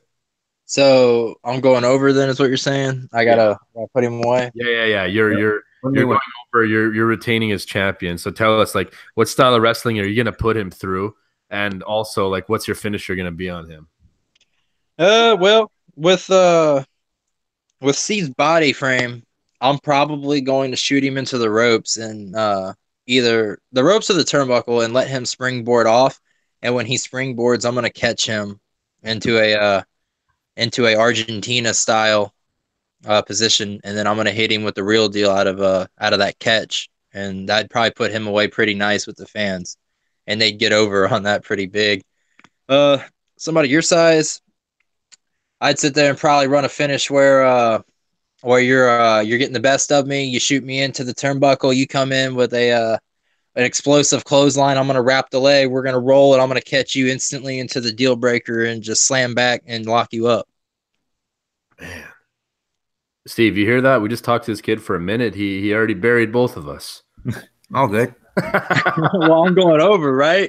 You're going over, man. You're going over. So tell the fans that don't know what your finishers are like or your setup moves. Mm-hmm. What are they? Like, can you explain them to us? Oh man, the deal breaker. That's definitely something. If you ever see Jayden Steele on a poster, you might want to come check that out. I get a lot of compliments on that from the boys themselves, as well as the fans, but mainly from the boys in the back. The deal breaker. It's never been done before. At least I haven't seen it, and I have my dates on my move since I've done it. So if you can find it, anybody listening to this, you can find this exact move. I would love to see a video of it if it exists. But it's basically the old style of wrestling, where back in the day they used the Indian Deathlock quite a lot, and that was more like what they used back in the day instead of like the sharpshooter nowadays. The sharpshooter is like water now. The Boston Crab's like water. It's Indian Deathlock that I modified into a Kimura with a snap on there. So when I lock you into this Indian Deathlock, I do this little snap bump with you, and we're working it. I latch that arm, and then I crank it, and there's so many different directions that I get to go with this. Like, you're locked up, and you only have one free arm available. You can't move out of this. So I don't really like to apply it unless it's going to be for a finish, because there's no way you're going to move when I got both your legs wrapped up and I got your left arm over there twisted up in a knot. So I like to sell on that. And then, eventually when I go to tap them out, that's like really cool is I got this effect where I could take your arm and I can bend it to a certain degree. And it looks like I snapped your arm in the middle of the ring. And to put that twist on that, it gets a big reaction from the crowd whenever you do that, and then when they sell the injury, it just makes it so much more worth it. And, I love that move to death. I don't abuse that by no means. What's it called again? The deal breaker? It's called the deal breaker. I like it. What's the other one? The other one is my real deal, which is a Argentina style, I guess you would call it an Argentina cutter, really. You set up for like the AA, except for its torture rack position, which is Argentina for anybody in the business. And you're pretty much in the torture rack, and then there's two styles of modifications that I do to this. I bring you diagonally to the right to where you're in front of me, and you go up and over, and you take a solid face bump, or I bring you straight over like Cena would do with his AA, except for obviously you're reversed, and I hold your head on the way down, and you come down into a cutter position, and it's got a mean sound effect. It looks nice. I can protect them. Nice. It's something that I don't see very many people doing. And, like I said, I want to be different in the ring. I want to stand out. I want my moves to look completely legitimate, nice, smooth, impactful, and I don't want to copy or be the same. No, but that's cool. But, with your last name and everything, you can have fun with the names, right? Like, you already picked two really good ones, Deal Breaker and Real Deal. I mean, perfect. But you can even like throw in some other setup moves, like something from the top rope or something, or something off the rope, or whatever the case is. And you can call it dealing with death, or deal or no deal, or deal with it. I mean, you can really have a lot of signature moves here if you really wanted. Correct. It's just trying to patent them. It's just gonna come down to, like I said, right now. I've done a lot of work with the Jayden Steele character, and Jayden Steele face and Jayden Steele heel are two different cats that work completely opposite of each other. And I'm going to give you a completely different entrance. I'm going to give you a completely different move set. I'm not going to cater to your needs as a heel as far as what I got to do to get the job done. If I got to smother the guy in the ring and do technical ground grappling wrestling, I'm going to do that, and I'm going to tap him out. I'm not going to give you that pinpoint perfect Macho Man elbow that you want to see, because just because that's close to me because of heritage from my old man training me, and that's a move that I hold dearly for the fact of how close that Savage was to the family. But I won't give that to the fans in a heel persona. I'd rather stomp you out and do something more like methodical or more technicality to it, to like basically drop you on your head, or however I feel at the time of whoever it is, really. I mean, I work, like I said, I work everybody differently. I don't go in there and work the same guy the same, as the other guy. If you're bigger or he's littler, obviously I'm going to work you completely different from what your styles are and what you guys prefer. And we're going to go from there. As far as, face goes, I'm going to be that, I'm going to amp you up. I'm going to talk to the crowd. I'm going to get real vocal with you. I'm going to drop that elbow. I'm going to jump up and, holler at them and tell them it's time to go home and, set up for the real deal or, however I got to do it, getting them into it. As far as that heel goes, I'm going to drag him around and choke him on the rope and cuss at you or yell at you, whatever, while I'm doing it. And, I'm going to look good while doing it. And it's going to irritate you. And the whole point is if I can get underneath your skin by the end of the night, then I'm doing my job right. Absolutely. And if I pin your hero, then, you're just going to hate me even more. Mm-hmm. No, for sure. So you saw the video of me at my bachelor party. I did. What did you think of it? How did I do? First time ever in the ring. Well, I will say for first time ever, that was pretty damn good for a first time ever. I've seen some people shit the bed in my day, but that was pretty decent for a first time ever. But we can take that first time ever and turn it around and make that, we can tune you to a fine machine. Oh man, I know, man. It's funny because the trainers in the gym, right? Like I was in the dojo too. It was called Pro Wrestling Dojo. It was awesome.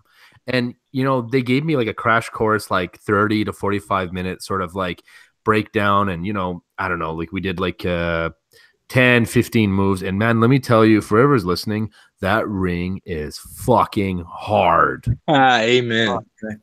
Like, Steve, you have no idea. Picture like a thin board. Well, not even a thin board, like a thick board.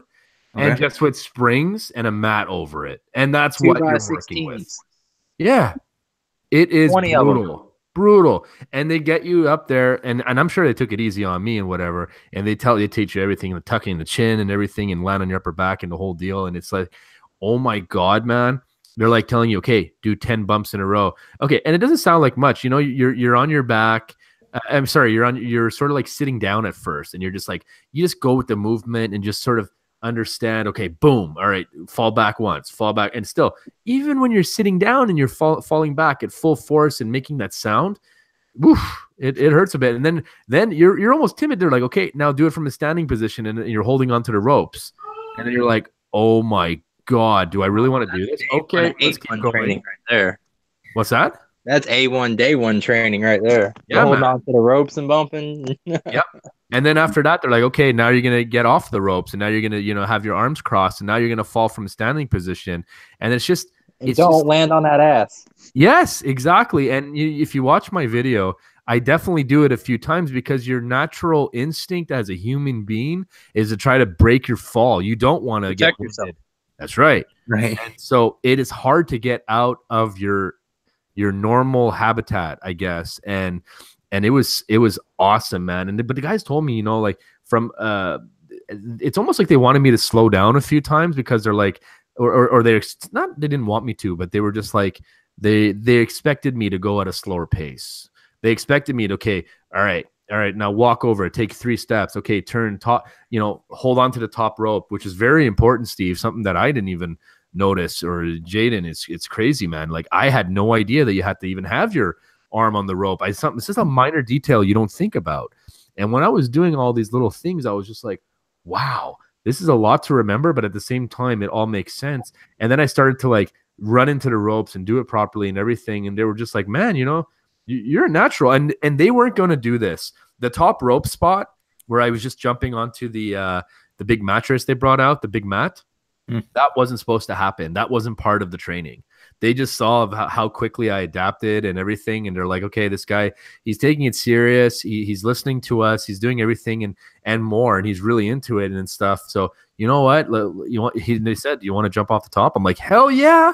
And like, that is hard to do. You think, okay, I'm just going to get up there and stand up. No, man. If you don't do it the right way, you are flying off on one of the sides or right on your fucking face. Oh my gosh. Oh yeah. It's really something. So yeah. It's really cool to hear Jayden say that I did pretty good. I mean, here's the deal. Like, he's right.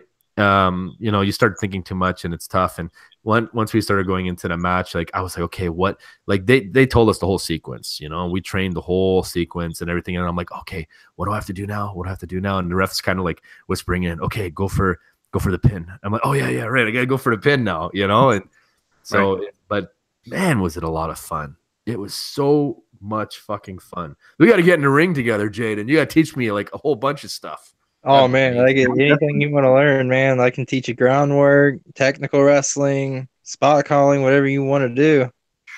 Amazing. Where in Florida are you from? I'm on the Panhandle, man. I'm up here right next to Roman Reigns' hometown of Pensacola. I'm right next to it. I'm Gulf Breeze. Gotcha. That's friggin' awesome. So since you, as a fan, got to do that for your bachelor, you can please explain to them. Like I try to tell everybody this when they say what it's like, bumping in the ring and all that, and they don't get the point across directly as far as I tell them. When you take your first bump, now I mean hell, even your first, second, or third, you taste every bit of that plywood from your spine all the way up and through your mouth.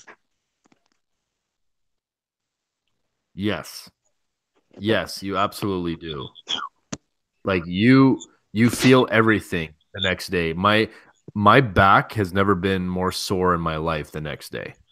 Lower back, upper back, everything. My neck was sore because of all the times I kept tucking it and protecting myself, and I just wasn't used to that sort of movement.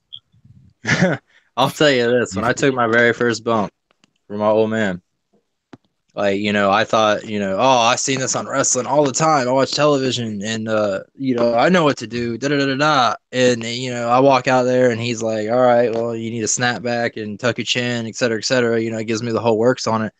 And I snap back. I mean, I'm going to remind you, like when I take these bumps, I'm not just barely falling back. I'm not the guy that lands on his butt a few times and then lands on his back. Like I full force, plan and drove myself into this mat, like as hard as I pretty much damn near could. And that first bump ever, man, when I did that and I went back and I bumped it, two things registered. I was like, ow, my elbow. Which you learn not to not to use your elbows. Oh, yeah. But that was your rookie mistake, not knowing anything. Ow, my elbow. But the elbow wasn't the problem. It was when I bumped it, the elbow hurt. But what registered in my mind was the fact that I felt that damn piece of plywood or that board, whatever kind of ring. They all have different They all have different makes. I had 2x16, so I had that thick piece of wood. Oof. When I landed on that the first time, that hard, I felt literally that dang piece of wood from my spine all the way up my back, and it felt like I was eating that wood because of like how it just penetrated, and it was just a shocking awe through my body. Like my body didn't know what the hell happened, and I was just, damn. Yeah, I think it's a different. Yeah, go ahead, Steve. Sorry. Oh no, I didn't mean to cut you off, man. I was just gonna say, I think for myself, I need to find a school or find a place or do something for myself to get myself acquainted to what Mounties done. To do a bump to maybe a class or do something to do a fraction of what Jayden Steele's done for his life, for other wrestlers, other people, let alone those that are in WWE, but just those that are working in independence and doing their own thing and loving it. Like some love doing that, some don't want to go to WWE, not just for company reasons, but for their self reasons of other enjoyment with travel and other things. But for me, my point being is just for me would be not just cool or fun or stuff like that, but very educational for me if I was able to have the experience that Mountie had during Bachelor. So yeah, because it sounds brutal, but it certainly would be an experience of a lifetime for me as a fan, just as much as I'm sure for Mountie to be able to go do something like that. So brother, into that. It 100% changes your whole perspective on wrestling. It changes your perspective on what they do for us. Now, I always knew that, okay, and I'm not a fan to say, oh, yeah, okay, that looked easy or this, I can do this or whatever. No, I was always a very humbled fan going into it and giving my opinions and such. But now it's like I feel like since I've actually been in a ring, I can say I've been in a ring and I've experienced that. So if a normal bump from, it changes your whole attitude about it. Speaking of perspectives, both of y'all can chime in on this question. I I know you said earlier that you watched my Christmas promo, but me as a worker, I would love to see fans' perspectives or even like criticism, however you want to look at it. For both of y'all, if y'all have seen anything on my channel, the promos that I cut on there, like not only the Christmas one, but for like everything in general. What kind of character do you see? Is it entertaining? What do you get out of the Jayden Steele gimmick? Is there anything that draws your attention? Would you buy this? Would you buy a ticket to watch this guy in the ring? Would you pay to watch him on paid programming? Well, I think go ahead, Steve. You can go first. Oh, okay, yeah. No, for me, yeah, I've seen a lot of your content on your channel. Not everything, but a lot earlier to most current with that Christmas promo, which I thought was awesome. I don't know if that's your parents' home, your home, but beautiful background. Green screen. Yeah. We got into that. It was a green Green screen. Are you serious? You believe that? No, I thought that was your parents' house. We're And I'm both like, of cool. us, man. His dad got that WWE money and had a nice house. Have a nice house. Yeah, he worked. Wow. No, yeah, you got me too. Dang. But anyways, to the point of the matter, from watching your earlier ones and then how it seems like you've been, to me, it seems you have improved in your promo work from then to now, as I'm sure anybody does. But from my eyes, from watching from one of your first promos on your from your channel to the most recent with your Christmas one, I have seen the improvement not only of how it's delivered, of what your lines are, or what you're saying, and what you're trying to get across, but your passion and your emotion has even it seems like increased and shown through the camera, so to speak. Not saying it wasn't there then. I'm just saying from my perspective of what I got from the first few I've seen in the channel to current ones, and again the most recent being the Christmas one, where that one got me pumped and I wanted to go to that show and watch the match and watch the whole show. You know, like that got me to want to get a ticket. That promo killed me, bro. With how creative that was, telling that Christmas story to like making up my own Christmas story to that shit killed me. Yeah, and I just and that's what I liked even more about it was the creativity of it, and it was entertaining. As I said, the passion behind it, like you weren't doing it half-assed because you were worried about, how am I delivering this and that. Like you were confident. The confidence shines through, right? You're not obviously not stumbling or mumbling.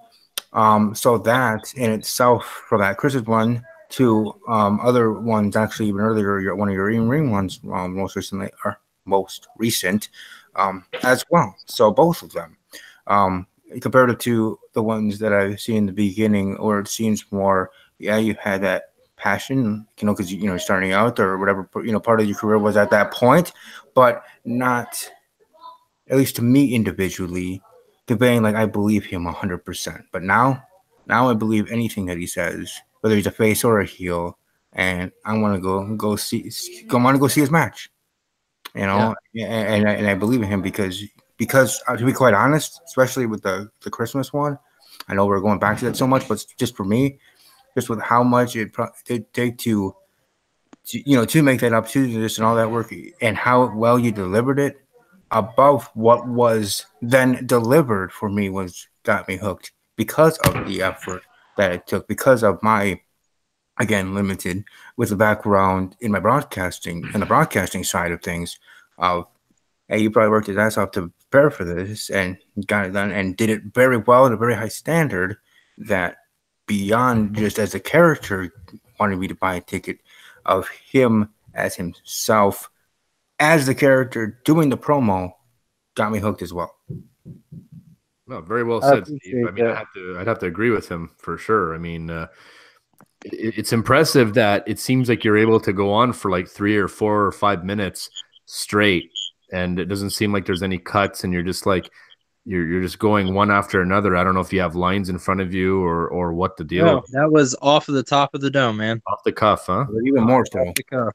Oh, it's even more impressive. I mean, that's not easy to do in a one-take shot. I don't know how many takes you do it or whatever, but still, regardless, just to get that done is not easy. I mean, I know I'm a YouTube creator. I'm in front of a fucking camera. Like, it's hard. Now, there's times where I did like a 20-minute video, but when I didn't know how to edit properly, sure. But can I say that it was smooth and oh yeah, I was super happy with everything? Hell no. It was like one of my first couple of videos on YouTube. It was like watching paint dry, and Right. as I slowly become, more and more confident in doing my thing, yes, I'm able to do this for a couple of minutes straight, maybe, but I like to cut, I like to edit, I like to just redo certain things or whatever. But it's good that you're able to do that, because you know that you're going to be okay in a live audience situation if they give you the stick, right? And that's perfect. I don't have any issues in front of a live crowd. Like in a live, see that's the difference between cutting promos away from a live audience and cutting promos in like a green screen or like a selected area. When I have the stick in the ring in front of a live audience, obviously nothing. they hype me up. They bring out Jayden Steele's ambition, his cockiness, his dedication. Like, I'm gonna get a rise out of them, and I get to tell the story to your face. So now I get to make you believe in me. Actually talk and get to know each other, and hopefully then you feel even more comfortable. I don't know, but definitely do enjoy that. And I do hope to hear your voice and maybe do some voice messages back and forth to get to know each other. But that's up to you. Again, you don't have to. Just suggestion.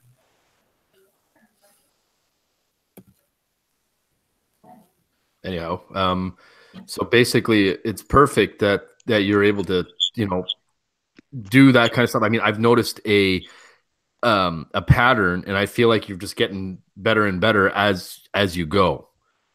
You've always come to me like every month or so. You always get, hey, give it to me straight. How is it? How am I doing? Whatever. And I'll give you that criticism or constructive criticism where it sees fit, but I'll also say, hey, you did this really well, or you got better in this aspect and you seem more confident here. It honestly, yeah, I think as far as from an independent standpoint, me, like, let's say even somebody that I'm not really, if I don't know anything about you or if I don't know anything about the promotion, I would like to say, yeah, no, this he's got something. He talks a big game. If anything, I'd like to go see if you can back it up, and that's it. And that's perfect. If I can buy a ticket because I want to see if you can back up the words, then I think you've done your job. So, kudos to you. I think it's fantastic. And you just got to keep going.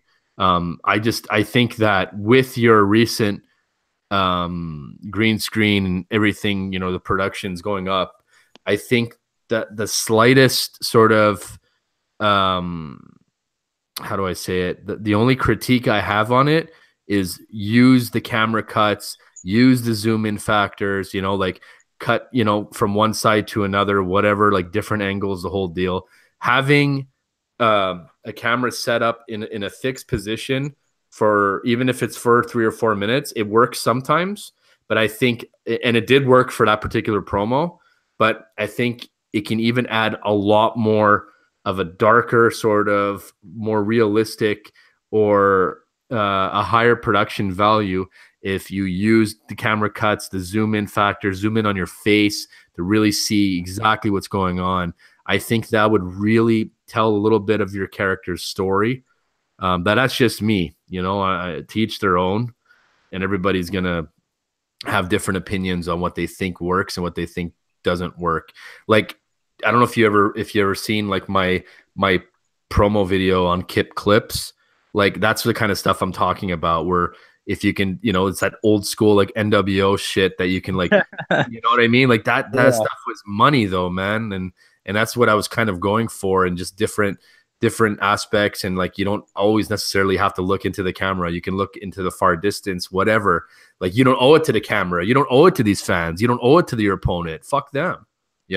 Like telling that story, I think that would be really, really something. But hey, take these with a grain of salt. I mean, it's kind of a dream of mine to sort of work within the industry to do things like that, whether it is video or me being in front of the camera to just talk about the upcoming events, or like just anything, anything to promote something. Like, I'm going to be all for it. And let's make this more and more badass each and every time. That's kind of like my dream. because, you know, I'm late to the game here. I've stepped in the ring once, and, you know, I just don't know if it fits my particular lifestyle at this given time. So with you, I just think that, man, if you had somebody in your corner to say, okay, I like this, and you already do have somebody, but if you had like an extra mind there, just to be like, okay, what do you think if we did this? What do we have to do this? How about this idea? You know what I mean? I think it would just add so much more. So don't forget about me once you grow up and more, and you get to the big times, kids. So, you know, don't forget about the peeps that got you there. Hell no, man. You know. So are you able to? We got to start kind of wrap this up real quick, not to cut it short, but it has been going on for close to 2 hours. Believe it or not, and it's nuts because, you know, I'm having such a good time and I can do this for hours for sure. But let me ask you, Maybe you ought to put out a part 1 and part 2, huh? You might, you know, that's not a bad idea. It's not a bad idea, and I think I have an idea of when I want to do that. So we'll talk about that later. But can you at least give us? I mean, you spoke about January 5th, and that's amazing. And, you know, good luck on that, and hopefully it goes as well as you want it to, both of you guys. Well, Jayden Steele's got gold in his eyes, so I'm looking to become unified. Perfect. That's perfect. The Chris Jerichoism. I like it. So, are you able to talk about any sort of upcoming projects other than the January 5th? Well, I can say that big expectations and high motivations from that promo that I cut not too long ago is to a standpoint of realism, and I'm very grateful on an opportunity that I'm going to be getting in January. It's not the 5th show. That's that'll be the Milton Auditorium over there in Florida that we discussed earlier. But I have been blessed with an opportunity to go to Memphis and Birmingham to appear on a Raw and a SmackDown TV taping. Get out of here. Oh my gosh. Yep. Awesome. And is this the first time it's gone live? Well, I'm not trying to toot my own horn, but this is a very surreal moment for me in my career. Like y'all talking and you know, it makes me so humble that like y'all appreciate like my work and like my promos and all that. But like what I'd like to get the point across that, you know, I'm not one of these like arrogant little shits that just get into this business. You know, I was born around this. Yeah, you know, you can knock me for who my father was, whatever. I'm the kind of guy that has everything to lose in this business and absolutely nothing to gain from it but what I make out of it. And that's why you see this passion, this dedication, and all the other stuff in between. And that's what makes my product believable and makes my character succeed.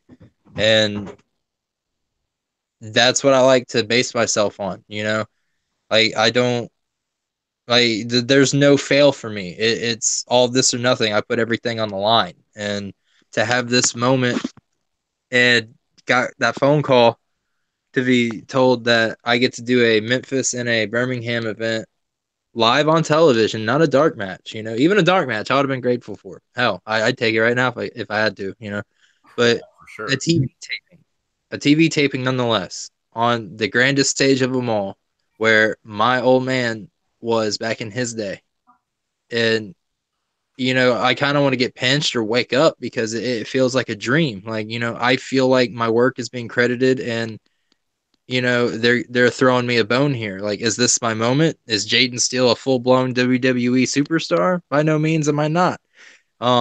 Is this an open door opportunity to try to succeed and become that superstar for the contract? You damn right. You know, I plan on going up there, rather they want me to job out or whatever they have planned for me. I definitely intend to grab the bull by the horns, you know, and get back on that bull like the Cowboys, so to speak.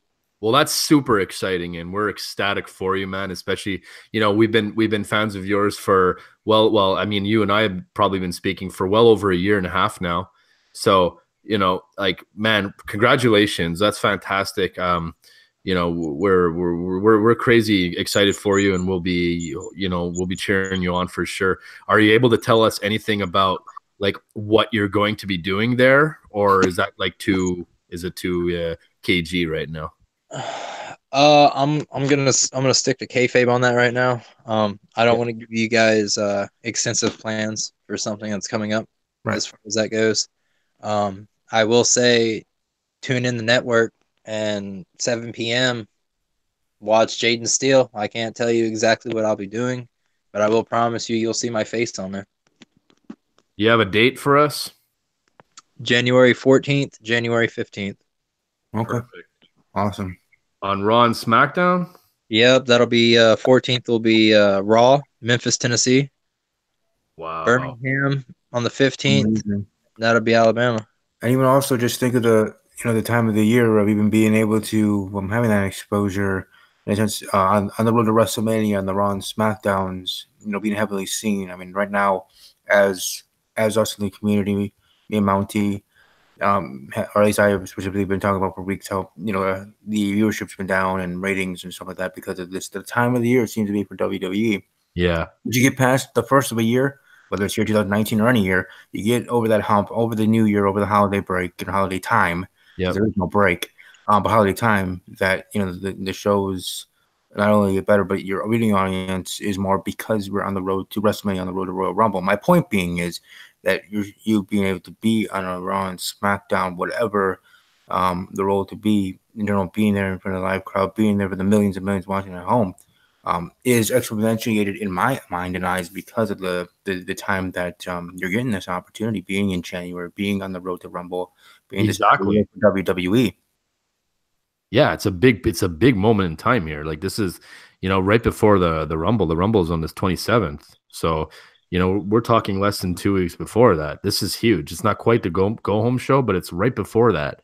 Right. So something big is going to happen here. Well, I can't really give details yet on all that stuff. Oh, we understand. We understand. We get it. I like to keep it a surprise, but I would say that I would love an opportunity to be a part of that Royal Rumble this year because that is in my top 3 for favorite pay-per-views. And being second generation and having a father that's been there and worked for him, now I think I shut all naysayers' mouths about Jayden Steele this, Jayden Steele that, coattails this, coattails that. Yeah, man. If I, get my appearance there, because now I'm no different than him, so you can't look at me any differently. This is where Jayden Steele stands on his own feet.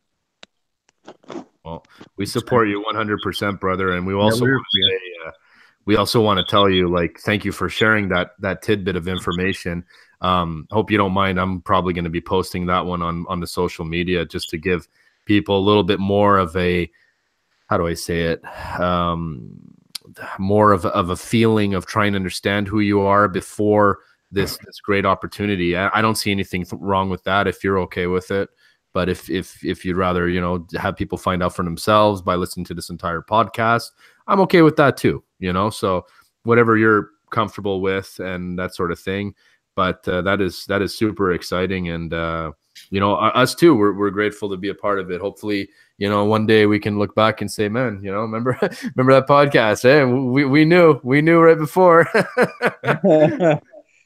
So that's fantastic, man. Fabulous.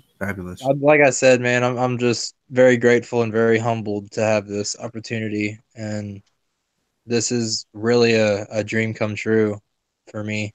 And time is flying by so quick. And like I said, in this wrestling business, you adapt to variable change. And this is a major change for me. Most people will take a holiday break. Fortunately, Jayden Steele doesn't slow down from here. I've been putting in double the work in the gym. I've been putting double the work in on my cardio. I'm busting my ass and I'm training harder and more than ever just for this opportunity. And, if I didn't have this opportunity, then, don't get me wrong, I would still do it. But for the fact that this is the biggest stage of them all, this is where you want to ultimately end up. It makes it that much sweeter and makes me want it that much more. And I get to silence all critics, regardless if Jayden Steele folds, whatever. Who cares? At the end of the day, at least I can say that I made it there and I got to be a part of the big show, Well, look, speaking from somebody that has made the big show, and I'm talking about myself. I mean, I was on the network twice, fellas. I mean, this has got to be on the same level as right, right? No, I'm just joking. This is this is great. This is fantastic. And let me ask you one last thing before we cut it. How did you get this opportunity? Like, did somebody reach out? Like you said, you got that phone call. Are you able to tell us how this went down? Well, I really don't see an issue in like telling you how this opportunity came forth, but I basically, like I told you guys, I work for XW 2000, for Sika, the Wild Samoan, WWE Hall of Famer. For those of y'all that don't know or living under a rock, that is Roman Reigns' father, and Mm-hmm. I've busted my ass for XW 2000 for 2 years now. And, I've done them favors. I've put people over for them. I've done so much for them. I've given back to my community. I mean, hell, I visited elderlies at the elderly home and Yeah, we spent an talked. entire day with them out of my time. Yeah, Like I took time out of my day to go spend with them. Um, I've went to I've went to the dang hospital in Pensacola and spent my day with the sick children there. And I got really close to one of the patients there, and his name's Elliot. He was eating through a straw basically when I was there seeing him, and God bless his little heart. Like he's a great little kid, and he really appreciated wrestling and being able to experience that for like the first time. It was really heartfelt, and I appreciate that. But I never, I never begged, I never expected, I never demanded any kind of opportunity or anything like that by any means. And when I say, I strongly say this it's a humbled blessing for me because this fell into my lap. I got offered this, and with the Sika and Alpha, which are the Wild Samoans tag team, WWE Hall of Famers, when they come up to me and say they really like me and that I do a lot for them, and I expect nothing in return. I'm just doing my job, and I put forth that extra work outside of the ring is what matters. That's what yeah. makes me a wrestler. That's what I love to do is interact with the people I'm entertaining for. And to have an opportunity like this is truly an honorable blessing. And I will soak all this up and enjoy all this on the 16th. But until then, like I'm just busting my ass getting prepared for it because, like I said, like it's too surreal to want to wake up from. And truth be Sure. told, I mean, I'm gonna do everything in my power to try to land a job. But I'm going up there, and I'm following orders. I'm gonna get to live my dream, and hopefully, I make the best out of it, which I totally plan on doing. Well, this is perfect, Jayden. And, like I said before, I'm sure I could speak on behalf of Steve, but we wish you the absolute best next month. It's roughly a month away. Man, that can't come soon enough for you. So we wish you all. It's right around the corner, brother. It's going to be right there, and I know you're going to kill it. Whatever you need to do, I know you're gonna rise to the occasion. And trust me, man, I'm gonna be plugging your stuff like crazy and say, hey, this is the guy. This is the guy. Come on, go get it. Get on this train now. Don't be one of those guys that gets on that train a few years from now. Get on it now and understand what he does and everything in and outside of the ring. And we're really proud of you, man. And I'd love to have a part 2 to hear about your experience there, if that's okay with you, next month. Maybe when you get back and the dust settles a little bit and you're kicking your feet up and you want to, you want to get on the podcast again for another hour or two. I know Steve would probably love to be a part of that as well. Yes, sir. Yeah, definitely. I'd really like to do a follow up. Like I said, I've known you for over a year and a half now, so I'm closer to you guys on the YouTube than I am with anybody else, and I got a couple of big YouTubers out there that I mess with, like King Wolf from Madden. He's on his Madden grind, and you keep doing you, man. But yeah, we can get on that part too. I definitely would like to explain like what I go through, what I experience there, and it's gonna be a completely different world from what I'm used to out here. And Oh yeah. Maybe a rise of humble beginnings. Oh, you But never know. This could be life changing, man. 2019 could be your year. It could be the start. I mean, hey, and that's what we want for you, man. And hopefully you paid enough dues that maybe this is some sort of break and you get noticed, and then hey, we really liked you, and you just go in with that right attitude and just kill it, man. Just go out and kill it. Exactly. And that's sorry, but I was just gonna say that's the biggest thing with breaks or with your chances, whether it's here in the wrestling business and with yourself here with the opportunity with WWE or on SmackDown in January, or with me in my situation, whatever, you get a break, sure, you get this opportunity, but you gotta make the most of it.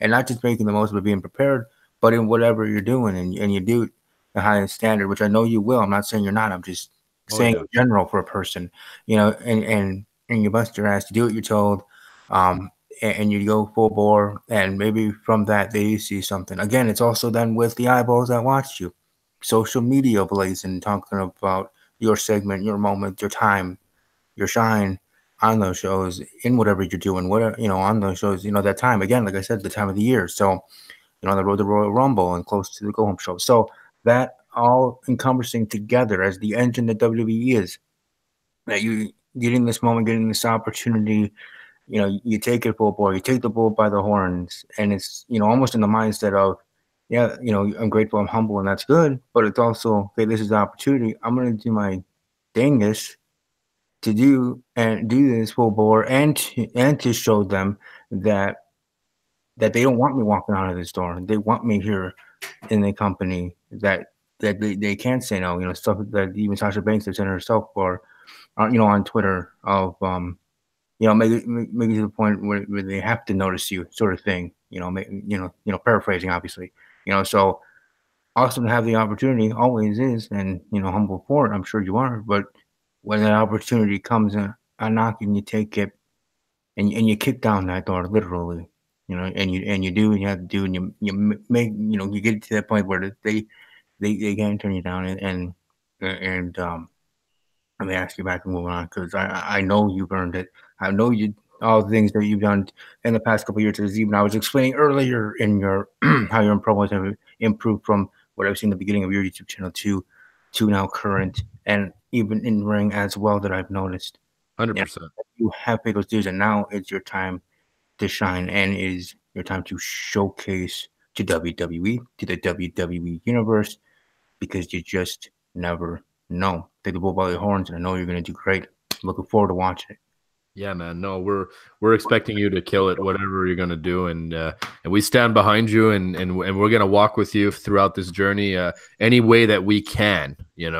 So best of luck to you, man. Just keep the views coming on the YouTube, because I mean, like I said, I'm blessed. I mean, like you talked about my promos growth, like with the promos that I'm doing. You talked about the growth in my promos. I mean, hell, just like on the YouTube channel itself, the production of the video quality. I mean, that's that's gone up. Uh, the promos, like you witnessed, and I mean, even the growth rate of my channel. I mean, like when we first all got together, I mean, like I was sitting at like what 163 like subs, I think it was. Yeah. Yeah, yeah, something like that. And like I'm sitting at 314 right now, and obviously I'm doing something right, or YouTube just likes it. And you know, like my fans are saying, I'm very underrated for being an indie wrestler on YouTube, as far as my production quality goes, as far as my segments go, my believability, my accountability, and my persona. Like, and by all means, am I not no bragger or anything like that? I don't want handouts, but you know, I'm humble for everybody that supported me and has stuck through me on this 2.5 year journey. I've had ups and downs. I've had people like quit on me. I've almost like broke down myself several times, but it's that extra phone call or that extra hello, that like gets you through the night. Oh, sure. Just And sparks you up again.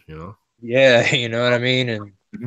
And like messing my knee up and being out of action for the 6 months out of that 2.5 years. 6 months I was sitting on with a damn knee injury that I couldn't even walk, and then jumping into a knee brace a week later and wrestling for somebody.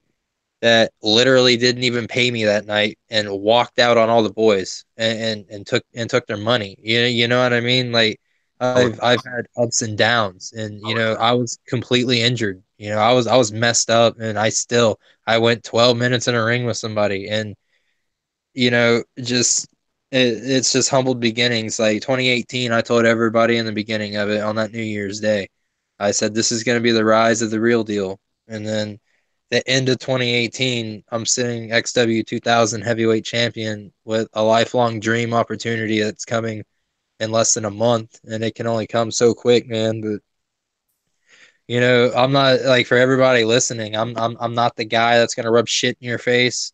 I'm not gonna be the dude that, brags about who I am, where I come from, or what my dad's done. I mean, it's all about, y'all. Y'all are the reason why I do what I do.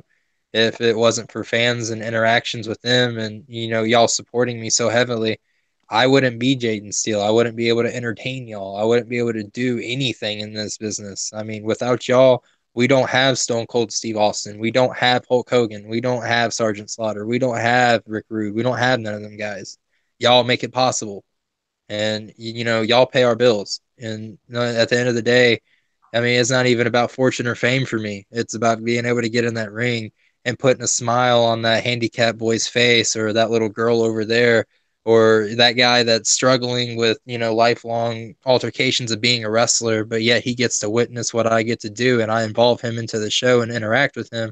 Sure. And if I can just get that one little smile, I feel accomplished, and that's why I do it. And it's for y'all 100%.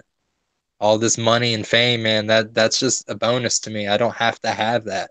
I put my body through hell. I worked seasonal jobs just to be able to support my habit. I mean, it's a roller coaster ride of hell, but it's a hell that, I love dearly. And, I won't stop if rather good or bad happens on January 14th or 15th. I'll still continue to ride that bull until I get bucked off, and, I'll get back on it and saddle it back up. But I can only wish for the best and hope for the best. And hopefully we can land a deal in 2019, and you can see Jayden Steele globally instead of just independently. No, that's perfect. That's definitely the goal. Yeah, definitely.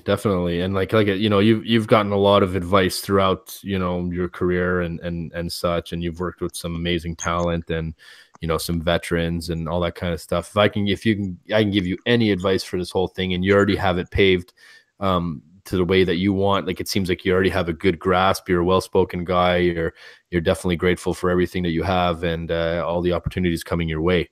And I could just say, if you keep that attitude up and you're just grateful for what you have and everything that's coming right now and everything that's going on, then you receive more, whether it's $2 or $5, whatever it is, you absolutely will get more. And that's just something, if you keep that like true to your heart and everything else, the rest is just going to fall into place. You don't have to know how you're going to do it. You just have to believe it, and it's just one of those things, man. It's science says, show me and I'll believe, but faith says believe and I'll show you. It's exponential. So we wish you the best, Jayden, and we want to say thanks for hanging out with us tonight. I know Steve came in a little bit later and stuff, so Steve, we'll try to get you in a little bit more next time. Absolutely. If for anybody out there listening, Jayden, give him a quick little shout out to how people can follow you and follow this journey, especially the one you're about to go on. All right. Well, for my Twitter account, you can follow me at RD Jayden Steele. As far as Instagram goes, you can follow me there at RDJ Steele. Facebook, if you want to just give me just a humble message or even a simple friend request, you can find me under Jayden Steele. As well as my YouTube account, Jayden Steele all the way. Anybody who's into professional wrestling and supports us in the independents, I would love to have you on my channel. Comment on there, like, talk to me. Like, you guys are the whole reason why we do what we do, and love it. It's all about interactions. And no, none of that. It's just gonna be me and Steve from here on out. That's it. That's all. Forget everybody else. No. So I can't do that. I can't forget about everybody, man. That's not in my blood. That's not the But, way it you know, goes. Come on. but like I said, I'm thankful for this podcast and like being able to sit down for like these 2-3 hours, whatever we did here. I mean, like I said, I can rant on all day about this, but all good things must come to an end sooner or later. Yeah, but But we got a part I two just coming. We got a part two coming, and that's going to even be more exciting, I think. So, and I just want to give a big shout out, man. Like Mountie, Steve, I love you guys to death. Y'all have messed around with my content and like been by my side since the beginning of my YouTube journeys, I should say. So, shout out to the chosen one, Chris Matthews, the Wildcat, Jimmy Powell, Peter Boone. Without you guys over there at XW, man, like I mean, we are XW. We're the heart and soul over there. Your video production work you do, Peter, phenomenal. Wouldn't change it for a thing. You allow me to cut these promos that I love to do. Chris, all those phone calls and like all the wrestling talk that we do, man, like those late nights, even through the struggles that you've helped me through. Like I really appreciate it. And like I'm thankful for Sika allowing me to be able to work at XW 2000 and believing in me being his heavyweight champion. And that really means a lot to me. And Rick Barr, the new promoter that came in for the booking, he's a great guy. He hasn't done me wrong. Just yeah, the whole talent of the locker room, like I believe in all y'all, like we make what it is, and I just look forward to doing projects with y'all in 2019. So let's go out with a bang in 2018 and get ready to kick ass in 2019, and that's as real as it gets. yes, sir. Let's do it. So, Steve, quick second for anybody that doesn't know who you are. They should by now, but in case they don't, Steve, tell them where they can find you, my friend. Yeah, you can find me, Stevie K, over on my YouTube channel, youtube.com/complete08, entitled The Sports Talk Network, where I talk WWE each and every week at the Ramble, Steve's Wrestling Ramble. Welcome to follow me on my social medias, Instagram and Snapchat at StevieK_06, on Twitter at The Ramble_WWE, or if you wish to, my personal Twitter handle at Army_strong_06. Absolutely. I mean, one thing I could say about Steve, I like working with him, and he is the most consistent podcaster that I've seen, especially a junior one, as far as like, he's not blown up yet. But this guy is consistent week in and week out. You can guarantee after Raw and after SmackDown and after pay-per-views and prediction, this guy is on point. So if you're looking for a consistent podcast goer, not just like me who kind of throws them around like once a month and just, does my thing here and there. But, Steve is a consistent, amazing podcaster. So we thank you for being a part of this too, Steve, and being the co-host and everything else. Thank you, guys. You make me put out extra videos, man. Just like how much you update. You make me feel like left out. Oh, no kidding, man. Like I think I took a hiatus from YouTube for 3 weeks, and I was like, man, this guy put up like 10 before me. Like I got to get back on my bullshit. And then that's right. Like I'm over here at my computer putting 6 hours in on a match montage video, just trying to keep up. It's unbelievable. So that's all we could do. You got to have a bracelet on our hand saying, "What would Steve do?" Oh yeah, we're gonna go back. Ready to Rumble Part 2. Yes, sir. Yes, sir. So, Jayden, thank you, man. Good luck in January on both. It's very exciting. That's going to be an amazing kickoff for the new year for you, my friend. So this is going to be your year. It's going to be Steve's year. It's going to be Mountie's year. Let's go out and kick some ass, and we'll recap back in January and see what is happening and where you're at. So good luck, my friend. Yeah, thank you, man. I'm going to need it. Yeah, you'll be fine, my friend. You'll be fine. So, all right, guys, you guys take it easy. I am the Mountie, and I always get my views. Rip them.